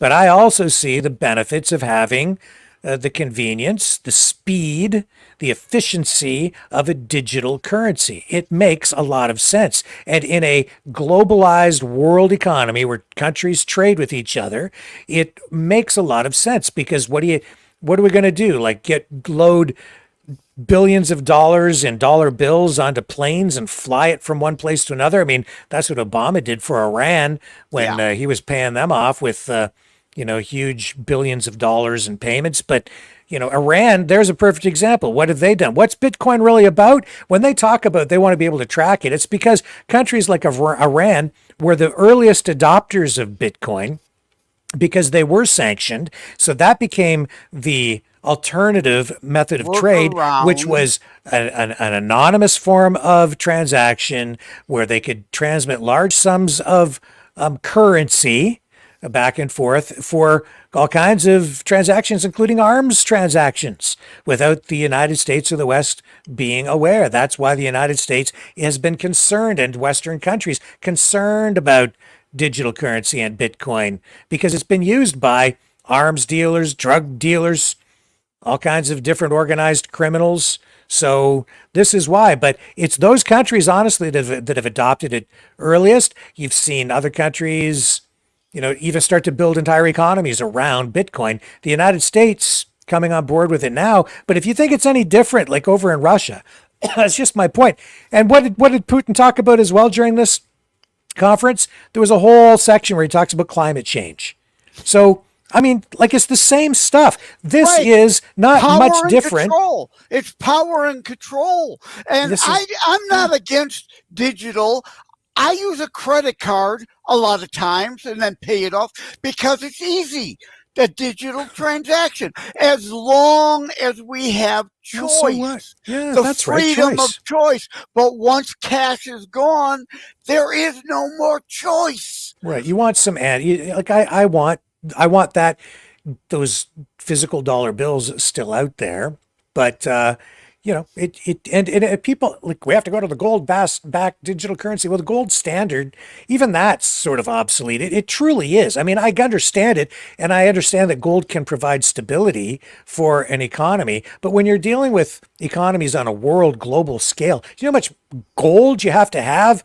Like, no system has ever actually backed up dollar for dollar the currency with gold, the equivalent amount of gold. It's always a fraction. That's why it's a fractional banking system. Okay? Fractional. But in order to counter the BRICS momentum, I've been saying the GOP-led House needs to introduce we will return to a gold, silver, mineral, rare earth backed currency. Again, not entirely, but at least partially. It will take decades to do it. But the only way BRICS momentum can be stopped is if the West and our dollar is at least going to be on track to be backed by something and not just purely fiat Weimar Republic print billions of it, and you need a wheelbarrow full of bread for a Well, loaf of bread. In theory, the U.S. dollar, has been backed up by oil because Saudi Arabia, after Nixon took us off the gold standard, then all the nations buying oil from Saudi Arabia had to buy it in U.S. dollars. So by default, it became the world reserve currency because the oil coming out of the Middle East was all being purchased with U.S. dollars. That's why the Middle East is so important. Yeah. Now that has sort of come to an end. And so it's destabilizing things even further, putting more pressure on the dollar. But the reality is, you see, people don't understand this. The United States, in order to provide stability, agreed that in exchange for Saudi Arabia requiring the dollar to be used to purchase oil, the United States provided protection, military protection. So that was the trade-off. So really, what's backing up the dollar now? It's the military industrial complex. Because why? Because it provides peace and stability in the Middle East and around the world, and that's where the United States has come. Now, that resulted in massive prosperity because the dollar surged. You didn't have the gold-backed currency anymore, so that allowed the economy to expand, because by deshackling the economy from the confines or the restrictions of needing to have actual physical gold to a certain level, now you could become a global economy. Because to put that much gold for like a global currency, massive amounts of gold, you'd have to build like a 1,000 pyramids or something to have enough gold just for the fractional reserve system. But do you see where it has gone? Yeah. And so now the United States is demonized because, it's just the evil military industrial complex. Because when that prosperity came, the United States also said, well, you know what?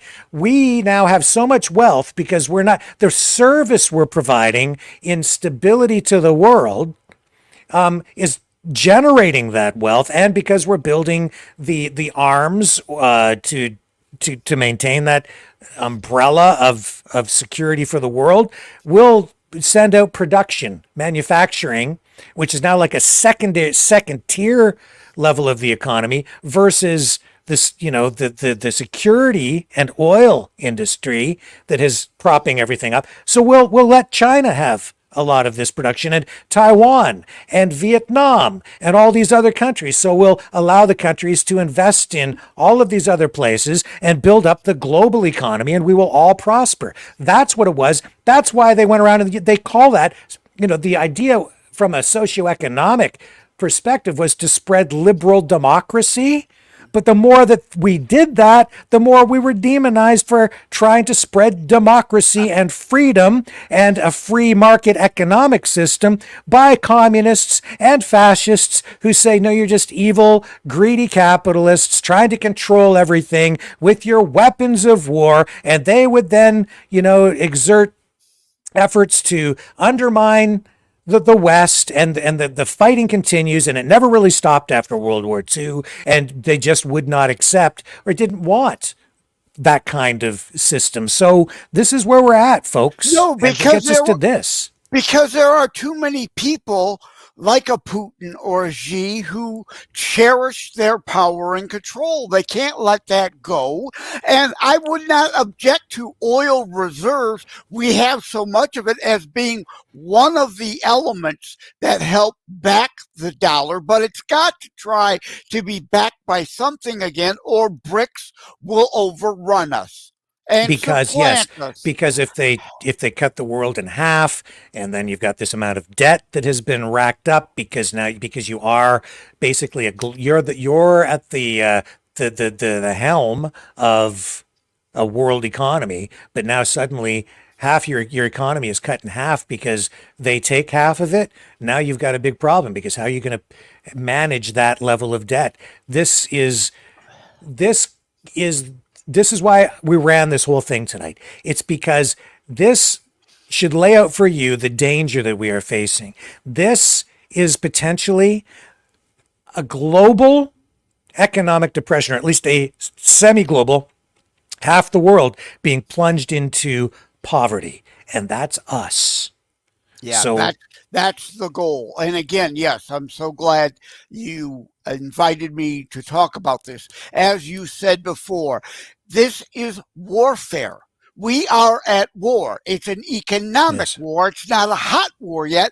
It could boil over into nuclear Armageddon, but right. we all hope it doesn't. But we are at war, and some people refuse to recognize that it's happening.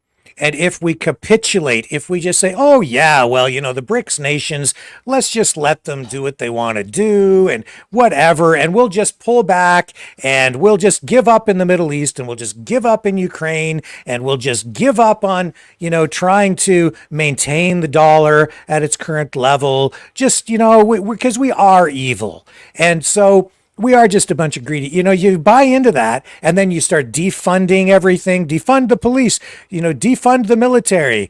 Well, guess what's going to happen? Like that's exactly what they want.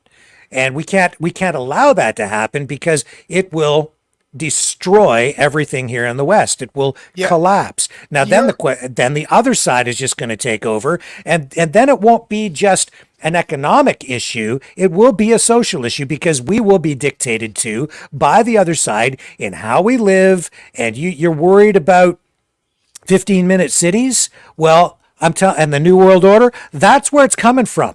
This is what I'm trying to tell you. The New World Order is not us. The New World Order is not our system. We're the old world. This is the New World Order that they want, and they're going to impose it on you. You're going to own nothing because your economy is going to collapse. And because we are now in debt, because we've been borrowing, like our system has been set up so that we outsourced all of the production and became a service-based economy, including the service of providing military security for the world. And because we've been sending foreign aid out to all these countries, billions and trillions of dollars over the years, haphazardly, just because we want to be virtuous people, they're preying on our vulnerabilities, they're preying on our freedom, they're preying on our naivete and our stupidity. Yeah. And our willingness to self-flagellate, blame ourselves, feel guilty, and we've allowed our institutions to become infiltrated so that we destroy ourselves. Yeah. This is what is going on. We are at war. This is what's happening. Wake the hell up, people. You're talking about an economic Neville Chamberlainism, an appeasement, a surrender, and we will be under their boot if you fail to learn that Chamberlain lesson from World War II. Don't shoot the messenger. Too late. They've already shot me. Yeah. Again, you know what? And I understand there are people out there who just don't want to get into this nitty gritty. It's like, if an ostrich, like in my Terror Strikes book, the ostrich principle, if you bury your head in the sand, maybe you'll be lucky enough to be spared. Here's the danger. Honest guys, I'm just going to be straight up with you. I don't know who the good guys are anymore because I see foreign influence. It's gray area. I see foreign influence in our society, in our institutions, in our media. We talked about it just before we got cut off earlier about media influencers, even within the West, right? Bringing Russian messaging here, Chinese, Iranian messaging. Well, I don't know, Russian collusion on the one side. On the other side, they stole the election. How much of this is true? I don't know, but I'll tell you this. Regardless of what you believe, just look at what's going on in our society. We don't just have public we don't have civil political discourse anymore. What we have is Republicans and Democrats being described as enemies. All right? We have conservatives and liberals in Canada and the NDP not as political opponents. No, they're the enemies. So now, because of all of this, and I'm telling you that I believe, and it's demonstrable, you can see it, it's this propaganda that we're all being fed on both sides. Yes. So All that we are sides, so jacked up. all We're sides. not just fighting an election, we're fighting a freaking civil war on a level that hasn't gone kinetic yet, but it's at that level. I watched Dan Bongino today, and he literally described, he said, we are fighting, what was the words? But he described Democrats as the enemy. No. If you're a conservative, liberals are not your enemy. They're your neighbors. All right? When they say that there's a uniparty, there sure as hell should be. In this sense, we should have, because in Canada, we have the ruling party, the government, and then we have His Majesty's loyal opposition. Loyal opposition. But not today. No, see, people see it as the other side's the enemy. Yeah. No, we can't be fighting each other on that level. We need to be loyal to our country. We need to be loyal to the system. We need to fix the problems within the system. But we can't be demonizing the other side by calling them Nazis. Both sides calling each other Nazis, just like in Ukraine and Russia. They're Nazis. They're Nazis. Everybody's a Nazi. No, we have to get back to a place where you understand that your minds are being twisted around with a lot of jacked up, twisted information to get you upset. And I'm telling you that both sides are lying to you. I'm sitting here tonight and our audience is diminished because people don't want to hear what I'm saying. But I'm convinced that what I'm telling you is the truth.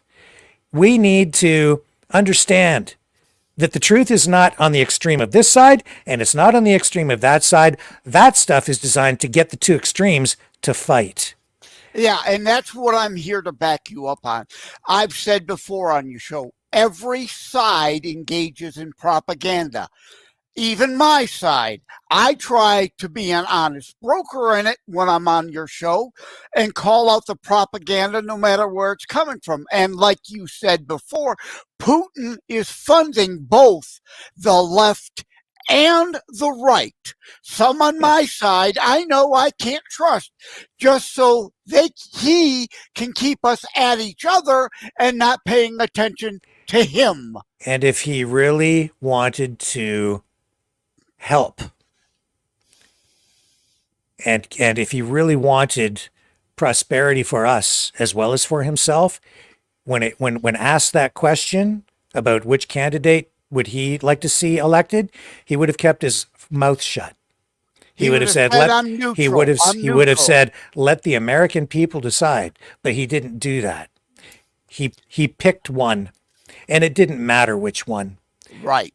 Because either way, it just creates more division, and he knows it.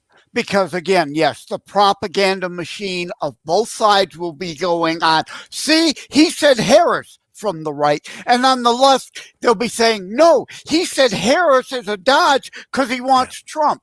And the circular logic. The big takeaway from that is this. He proved right there that he's not our friend. Correct. He's no friend of the West. No. Because he didn't keep his mouth shut. Because he did that to serve his own interests. To foment the division, as you said. Keep that in mind, folks, as I know so many of you in our family are convinced that Russia is somehow virtuous and good and that, devoid of history. That the answer to that question alone tells me, and it should tell you, no, he's not on your side. He's not on our side. He's on his side. He's making a useful idiot out of a lot of you. And I'm going to get a lot of hate on social media tonight for saying that. But indeed, he's looking to pit useful idiots at each other. And with that in mind, start looking at everything. Look at all the information we shared with you here tonight. Propaganda, the exposure of a big portion of this propaganda machine is now emerging, right?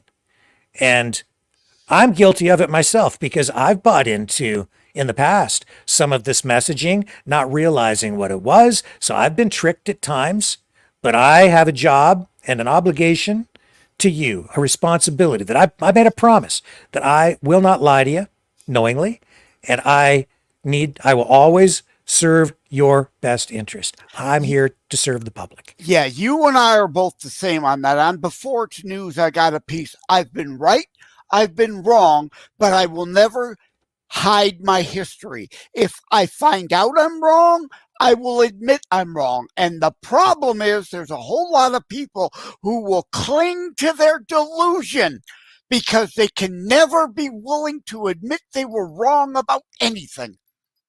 Well, and all I'm saying is be careful. I don't know who the good guys are and the bad guys. I don't know. I'm not endorsing any candidates. I'm not picking a side, really.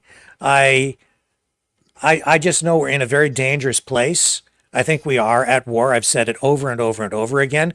We are in the middle of an information war, but I am convinced of this. As much the problems that you're seeing domestically here at home, yes, they are the result of infiltration.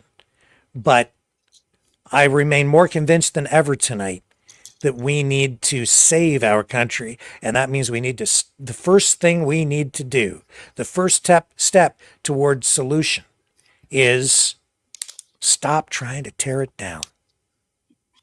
Find your national pride. Embrace your flag. Stop viewing the people from the other party in your country as the enemy. They're not your enemy. They are a competitor. They have some different ideas, but we need to learn to respect that and find a way forward without killing each other or beating each other up in the streets. We're being manipulated. And the sooner we figure that out, the sooner we'll stop getting out into the streets trying to destroy the very system that was designed to save us. Yeah, the ruling elites of all sides, every party, the ruling elites want the little people at each other so that your focus is not on them. If you don't heed what I'm saying to you tonight, I fear we will be plunged into a civil war. Hot civil war, if not fallout for the sake of national pride, can be used to start a hot war against another country to distract you from the issues at home. That has certainly happened before. So either a civil war or World War III, either one is not going to be good for any of us. That's right. And Joseph was absolutely on the money when he said that what we're going through right now is actually the same sort of thing that happened with the fall of the Soviet Union. The United States was prosperous at the time. There was basically a spending race that took place. The Soviet Union couldn't keep up. Reagan bankrupted them. Yes, that's right. And so they used the economy as the tool to bring the Soviet Union down. They're doing very much the same thing exactly. Right now to your point, again, it is economic warfare back the other direction. Now, again, Putin, KGB, he learned from the mistakes from the fall of the Soviet Union before. He won't repeat them. He is using what he learned against us now. The same thing we did to them, he is trying to do to us. This is not an Alex Jones style emergency broadcast. This is a real emergency broadcast. Please, please, for the sake of your children, your grandchildren, future generations in your country. Right. Please.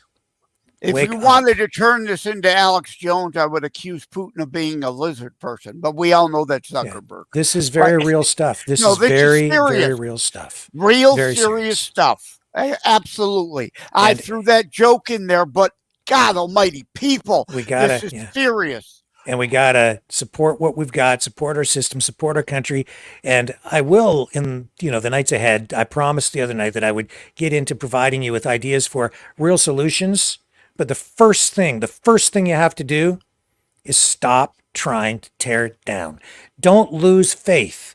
We must maintain faith and trust and confidence in our system, in our economy, in our country, that it can survive, that it must thrive, because not only is the safety and security of our nations at stake here, but the world's stability is at stake as well. If this system collapses, at least half the world will be plunged into economic despair.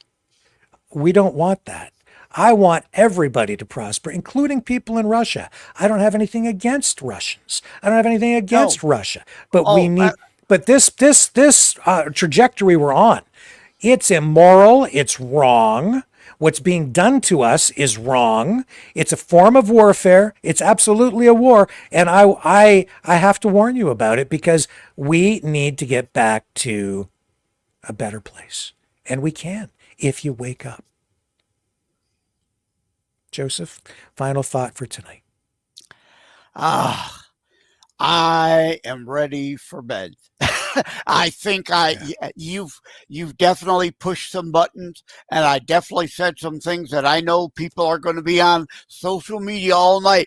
Joseph this, Joseph that, out of context, but it is what it is. We try to lay out reality as best we can deliver it. And again, all sides. Every side in any conflict, and indeed we are in economic warfare, engages in propaganda.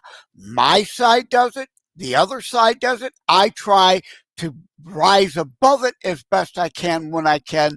But like Rick said, sometimes you can get caught up in something. You've got to be able to be willing to make it religious. As a Christian, hubris is the sin, not pride. You should be proud of your kids. Hubris, if it's all about you and only ever about you, that is the hubris, that is the sin. We've got to be willing to admit to ourselves we can be wrong, and admit we are wrong when we discover such. Love you guys. Pray for peace and work for peace. Starts with each of us as individuals. But I agree with peace through strength as the only way we're going to keep a peace. And with that, folks, signing off. Thank you. We'll see you tomorrow, 7 p.m. Eastern, on the flip side.